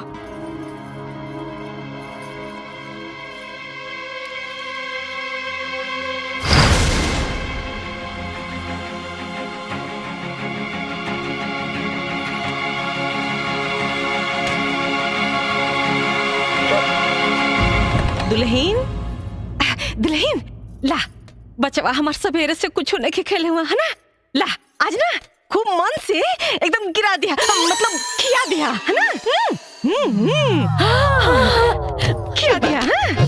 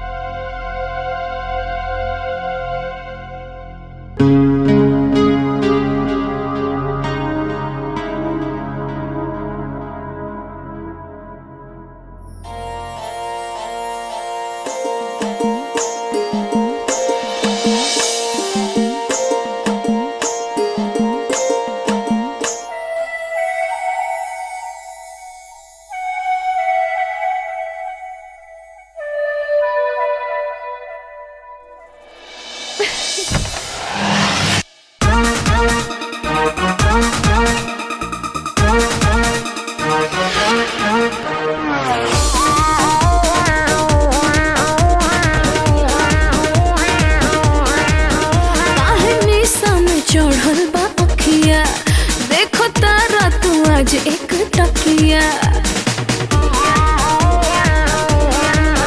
कहने में चढ़ल बा अखिया देखो तारा तू आज एक टकिया आई हो दादा आई हो दादा आई हो दादा अचके में का हो गइल जब से तोरा से मोरा बिया हो गइल आई हो दादा अचके में का हो गइल जब से तोरा से मोरा बिया हो गइल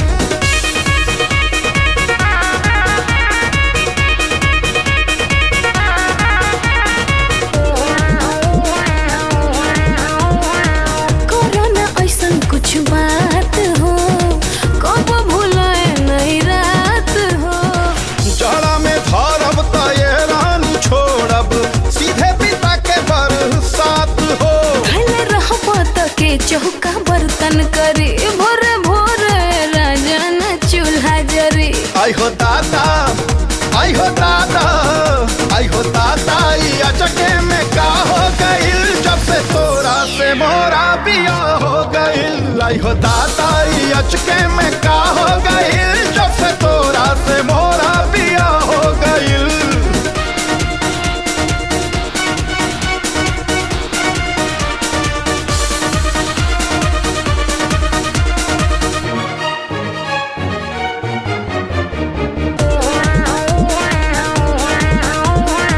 कहीं से करो तानी वेट हो तब जाके आइल बाई डेट हो चला ए गोरी धोइल जाओ चार पाई काहेला कर तारू लेट हो लाज लागोता कैसे बताई सजन जब छुआ बदन ता सिहर जाए मन आई हो दादा आई हो दादा आई हो दादा अचके में का हो गई जब से तोरा से मोरा बिया हो गई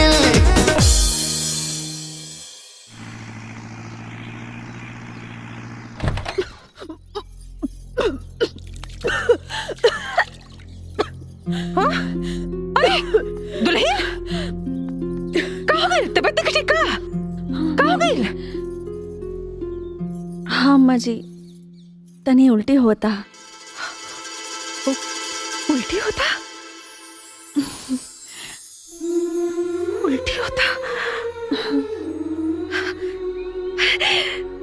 अरे बिटिया उल्टी होता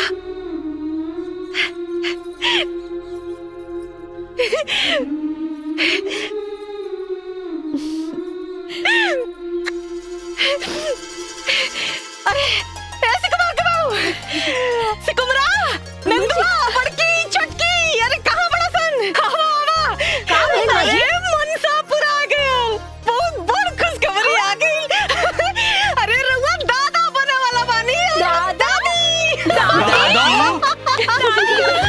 हमारे बाजी बधैया हमारे बाजी बधैया हम बनब दादी लुटाई रुपैया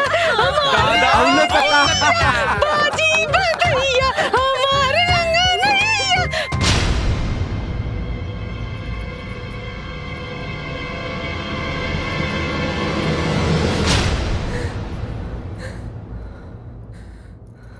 करे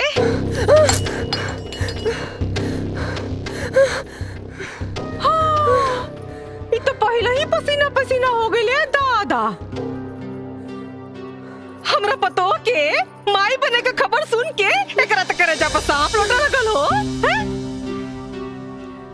बड़ा कहत रहे कि खानदान के वंश के आगे न बढ़े दे देख सुन लेना भगवान अरे जकर राम रखवैया ओकर का बिगाड़ी कोनो कसैया अब ते देख पूरा गांव बुलाइब मिठाई बांटब नाचब गाइब खुशी मनाइब तोरा के चराइब अरे पहली काम आई जो किनाराम बाबा कैसे तो बीज बनवा के लिया का पता है डाइन का हमरा पतो का कोख मार दे तब सही कहा तारी कुल खातिन कहेंगे चल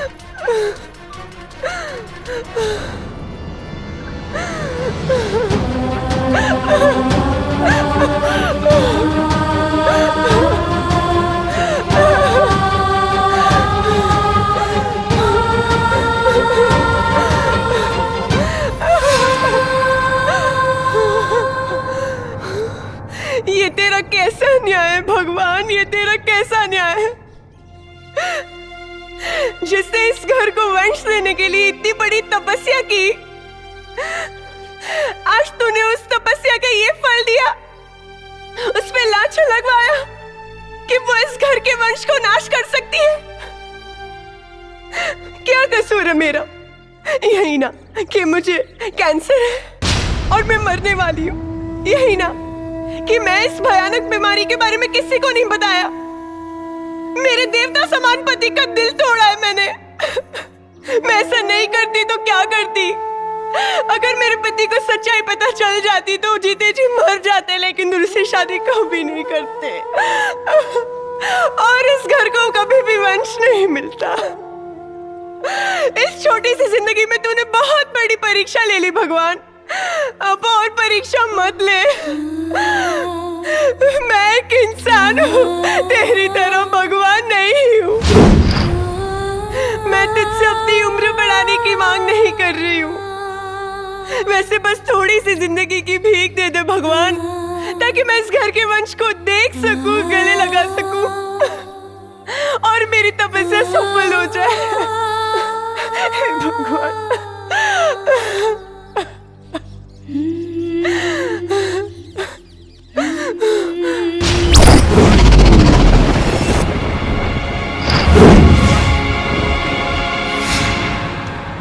कैसे पता कि तोरा के कैंसर हो? कैंसर? मुझे नहीं तो। छुपावे की कोशिश मत कर, सच सच बताओ,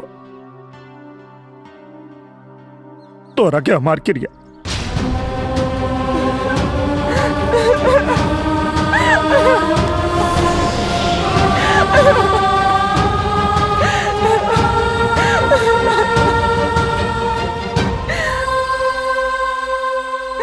बताओ किरण, बताओ हमरा। अपनी सुहाग रात के दिन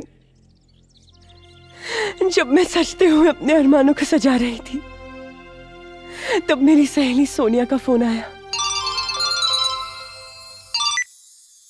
हाय सोनिया। बेटा, मैं डॉक्टर मकवाना बोल रहा हूँ। ओह अंकल, आप? बेटी, मैं तुम्हारे पापा को फोन लगा रहा था पर नॉट रीचेबल आ रहा था। मैं तुम्हें बताना तो नहीं चाह रहा पर मैं मजबूर हूँ बेटा। अंकल, आप पहेलियां क्यों बुझा रहे हैं? साफ साफ कहिए ना। बेटी, तुम्हें यूटेराइन कैंसर है, वो भी आखिरी स्टेज पर। हम चाह के भी तुम्हें नहीं बचा सकते बेटी। अंकल, क्या मेरी इतनी जिंदगी बची है कि मैं माँ बन सकूं? इस जन्म में तो तुम माँ नहीं बन सकती। हेलो किरण बेटी। अंकल, मेरा एक काम मानोगे? हाँ बेटी, बोलो। तो आप वचन दीजिए कि इस बीमारी के बारे में हम किसी को भी नहीं बोलेंगे, पापा को भी नहीं।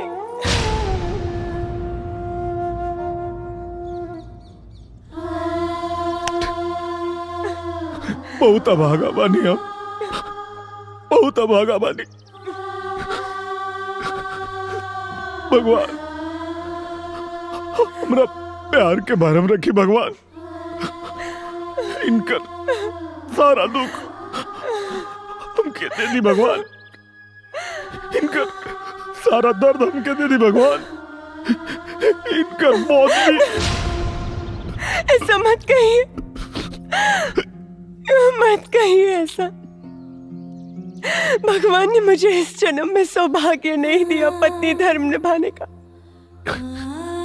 लेकिन मैं भगवान से विनती करती हूँ अगले जन्म में सौभाग्य जरूर दे दे, तन मन और लगन से आपकी सेवा कर सकूं।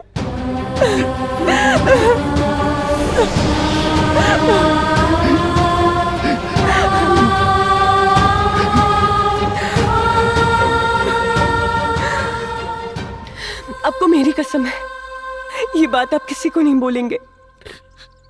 अगर चांदनी को पता चला तो उसे बहुत दुख होगा। वो माँ बनने वाली है ना।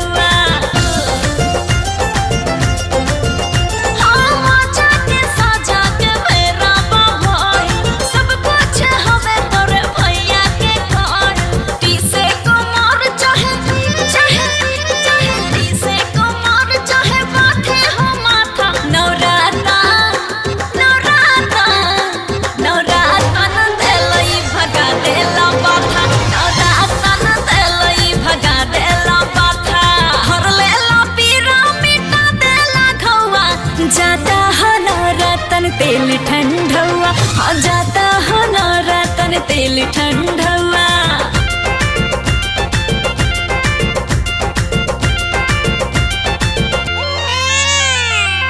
भुअर भुअर बाल रे होरिलवा के भुअर भुअर बाल रे होरिलवा के होरिला के मम्मी तो महलों की रानी राज महलों की रानी पापा है रंगबाज रे होरिलवा के पापा है रंगबाज रे होरिलवा के भुअर भुअर बाल रे होरिलवा के हमार अंग नैया सोहर गवाता हमार अंग नैया सोहर गवाता दुश्मन के छाती पे मरचा पिसाता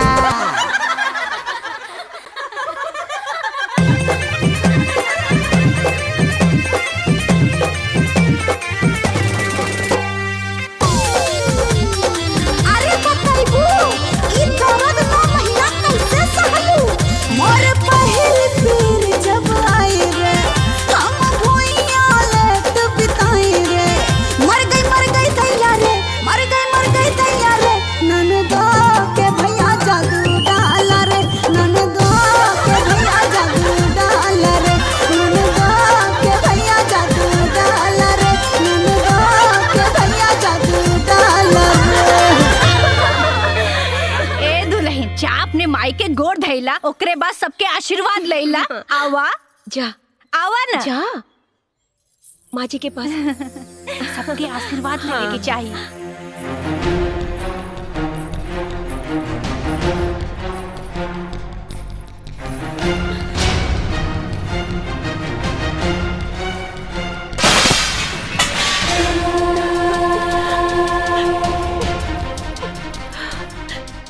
अरे अरे अरे ये का कतर दुल्हन ये कुल घातिन का गोड़ धरता रू उसे का भइल अम्मा जी ये अपन सुहाग बटले बाड़ी तबे तो हम सुहागिन बानी कहा बोलत जा कोना पकड़ के रो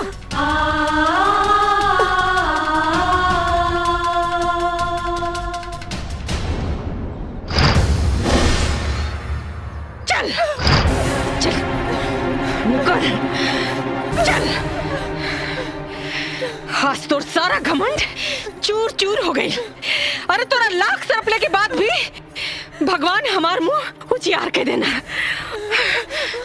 हार हलवाई खानदान का वारिस तोरा अरमान पर पानी फेरे खातिर खाली अरमाने पे पानी फेरे ना माँ जी एकरा छाती पे किल्ला गाड़े खातिर ए माई मुंह तो देख बुझाता कि विपत पड़ल बा विपत तो पड़बे न करी बिटिया अरे एकर हार जवन हो गई और हमार जीत जवन हो गई अरे माई बहन लोग हमार मुंह का देखता नहीं है अरे वो जीवनी है जो दिन रात हमरा पतो के ताना मारत रहे थूका एकरे मुंह पे भाई का करता तू अरे वाह आज माई के बात पर तो तोहरा मुंह से बोली निकल गई अजय ई माई की इज्जत उतारत रहे तहिया मुंह में दही चावल रहे देखा तू लोग ही ठीक नहीं करत लो अरे तू लोग का पता नहीं कि ए माँ जी देखत का बानी ली लगाई करे खाई करा के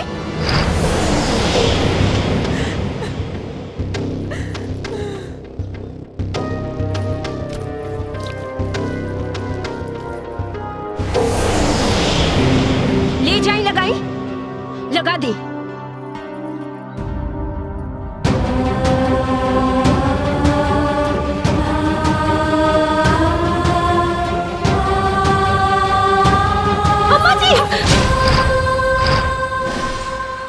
करे तानी रवा जिनका मुंह में करी का पोतल चाहतानी आज उनकरा चलते रावण मुंह जियार भइल बा अम्मा जी एकरा चलते ए कुल घातिन के चलते हमार मुंह जियार भइल बा अरे पगलागल बड़ू का हो ये गलत नहीं की अम्मा जी ये तो बस गलत होके के नाटक कैली ताकि राहुल बेटा दूसर ब्याह कर सके हमरा से प्यार कर सके और एक खानदान के वंश मिले हम तो इनके बहकावा में आवा वाला नहीं की आज तेकरा के हम करखा पोत के रहब, जैसे ही शर्म से पानी पानी होके मर जाए। अम्मा जी, जे खुदे मरे वाला बाड़ी, ओकरा कम से कम मरे के बदुआ तो मत दी। अरे ये सब झूठ सच बोल के कौन नाटक फंतर हो? हम झूठ नहीं की बोलत अम्मा जी, दीदी के कैंसर बा।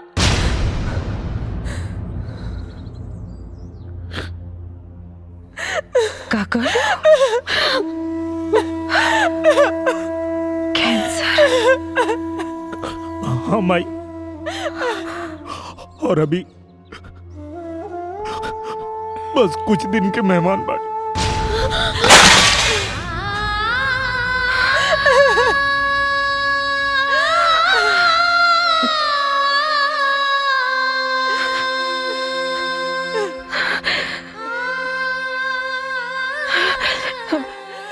बेटा बेटा बेटा, अरे तू ये खड़ा खड़ा मुंह का तकता रहे। अरे अकेले जो डॉक्टर के यहाँ दिखा, हम अपन घर बेच दे, सारा संपत्ति बेच दे, अरे कुल जमीन जायदाद ठोक दे बेटा, बाकी के बचा ला। हमरा बिटिया के बचा ले बेटा, हमरा बिटिया के बचा।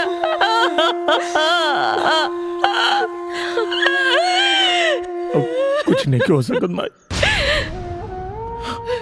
कुछ नहीं क्यों हो सकत। हम डॉक्टर से बात कर ले बानी, अब इनके बचावल मुश्किल बा भाई। अभी अगर इनका खातिर कुछ कर सकता रहो तो इनके खुश रखा लो, खुश रखा लोग इनके। अपने कबो पराया लगे, ऐसन समय के खेला, साथ में मेला के रहते भी जिंदगी लगे अकेला, जिंदगी लगे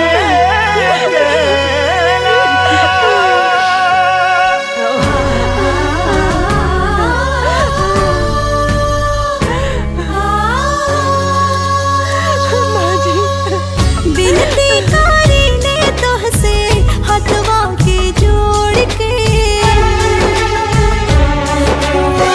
बिनती कारी ने तोहसे हथवा के जोड़ के, कब हूँ ना जई है बेटी माई के छोड़ के, कब हूँ ना जई है बेटी माई के छोड़ के, कब हूँ ना जई है बेटी।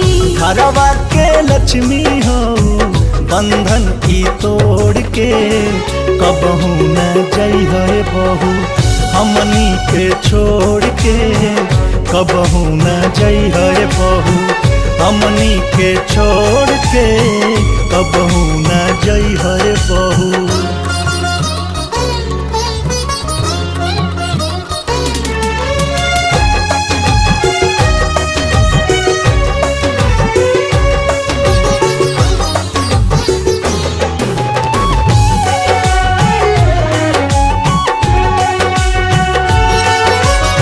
सुनलू तो ताना मेहना हमनी के सोही के, दुख नहीं बटलू दीदी केहू से कोही के।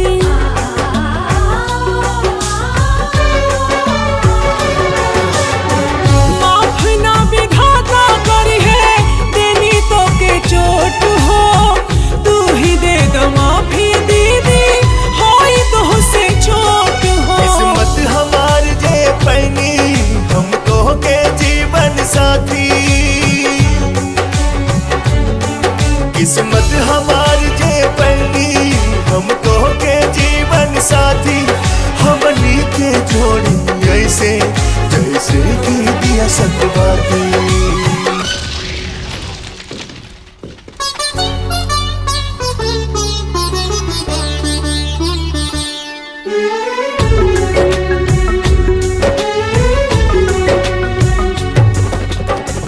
लड़िहा झगड़िहा लेकिन मुहवा तू मोड़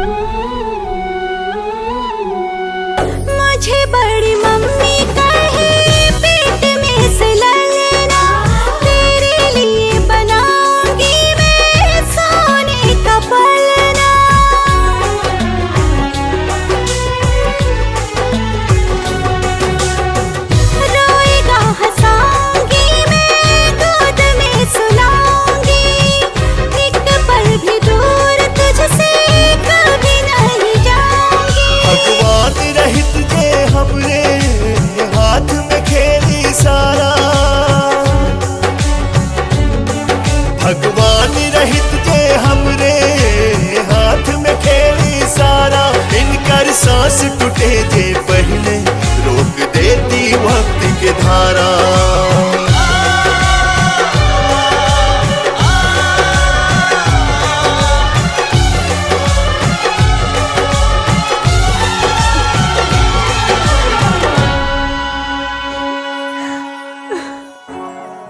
कंधे पर ढोया तुझको कंधा यह तोड़ के, कभी भी न जाना बेटी पापा को छोड़ के, कभी भी न जाना बेटी। पापा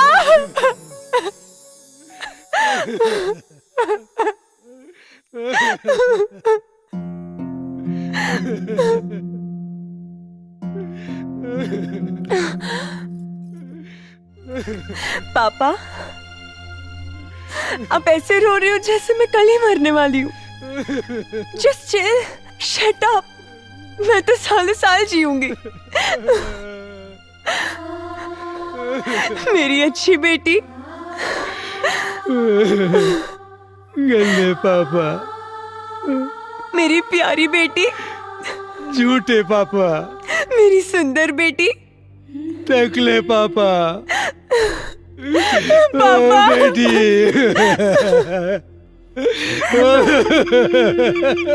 हम ना सुते, ओकनी के जहर दे के सुताए।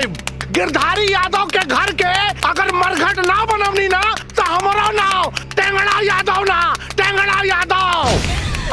अरे चुप करा। अरे तोहार विनाश काले विपरीत बुद्धि का चुप। अरे अभय नु घर में ना दवा खाने में बिया हर केहू ओकरा आगे पीछे घूम रहल बा। कुछ दिन बीत जाएदा, सब खुला हो जाई।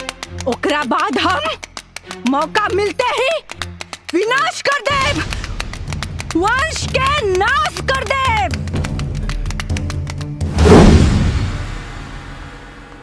मैडम, मैडम, मैडम आपके पति ब्लड लेने के लिए बाहर गए हैं। ये दवाइयाँ आप मेडिकल स्टोर से ले आइए।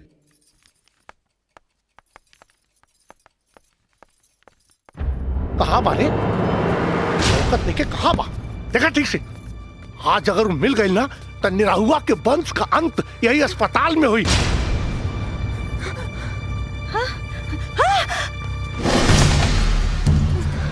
अरे कहाँ गए रे? खोजा ठीक से। कहाँ गए लू? साला लौकत नहीं है। आओ निकल।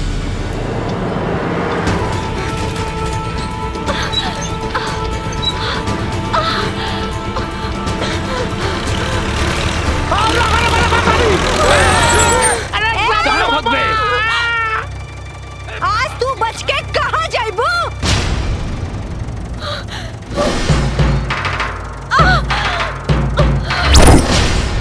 टटुआ उड़ा दे रे। भगो भैया भगो।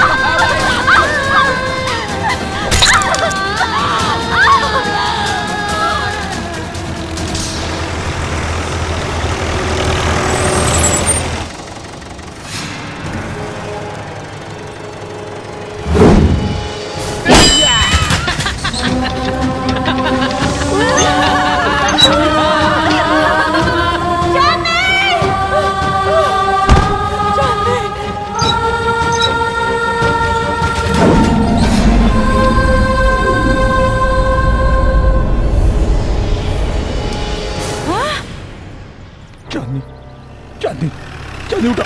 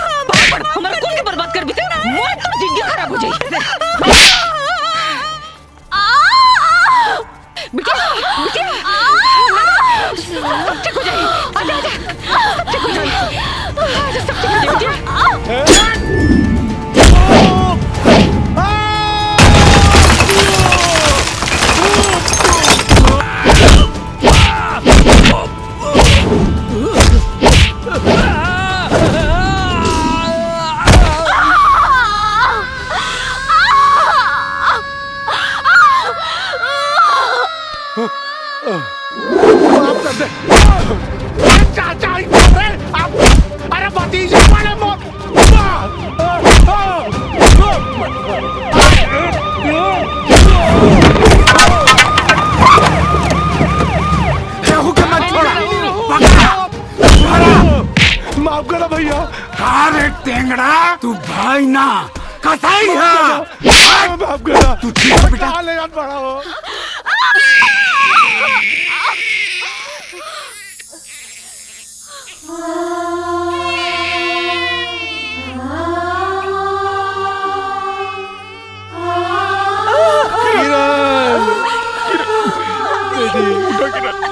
किरण बेटी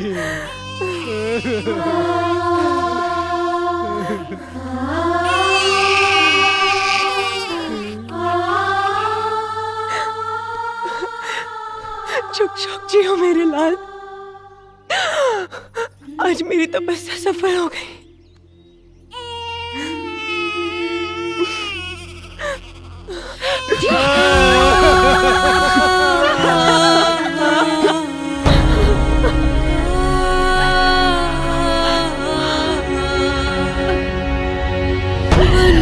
तुमित जीत ले बाड़ा हमके तोहरो स्नेह हमरा जिंदगी में गम के हो जिंदगी में गम के तू ही तहलो एक फूल के दिया नवा सपना पूरा के खुद भइलू सपनवा दुनिया के लोग बाट घरवा दुआर के तू तो बाट गइलो अपन सिंदूरा सिंगार के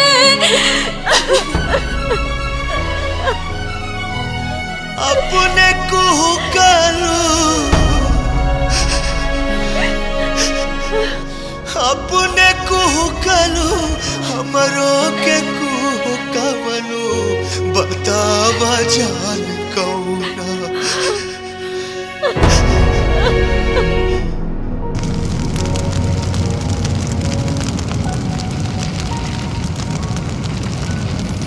Hey, just chill. रउआ लोग काहे तरो बतानी? हम फिर से आए, बुलावे ना, हंसावे अगले फिल्म में। तब तक टाटा बाय बाय। जाने क्या जादू किया अब मोरा झूमे जिया, जाने क्या जादू किया अब मोरा झूमे जिया, दिल बोले पिया पिया पिया पिया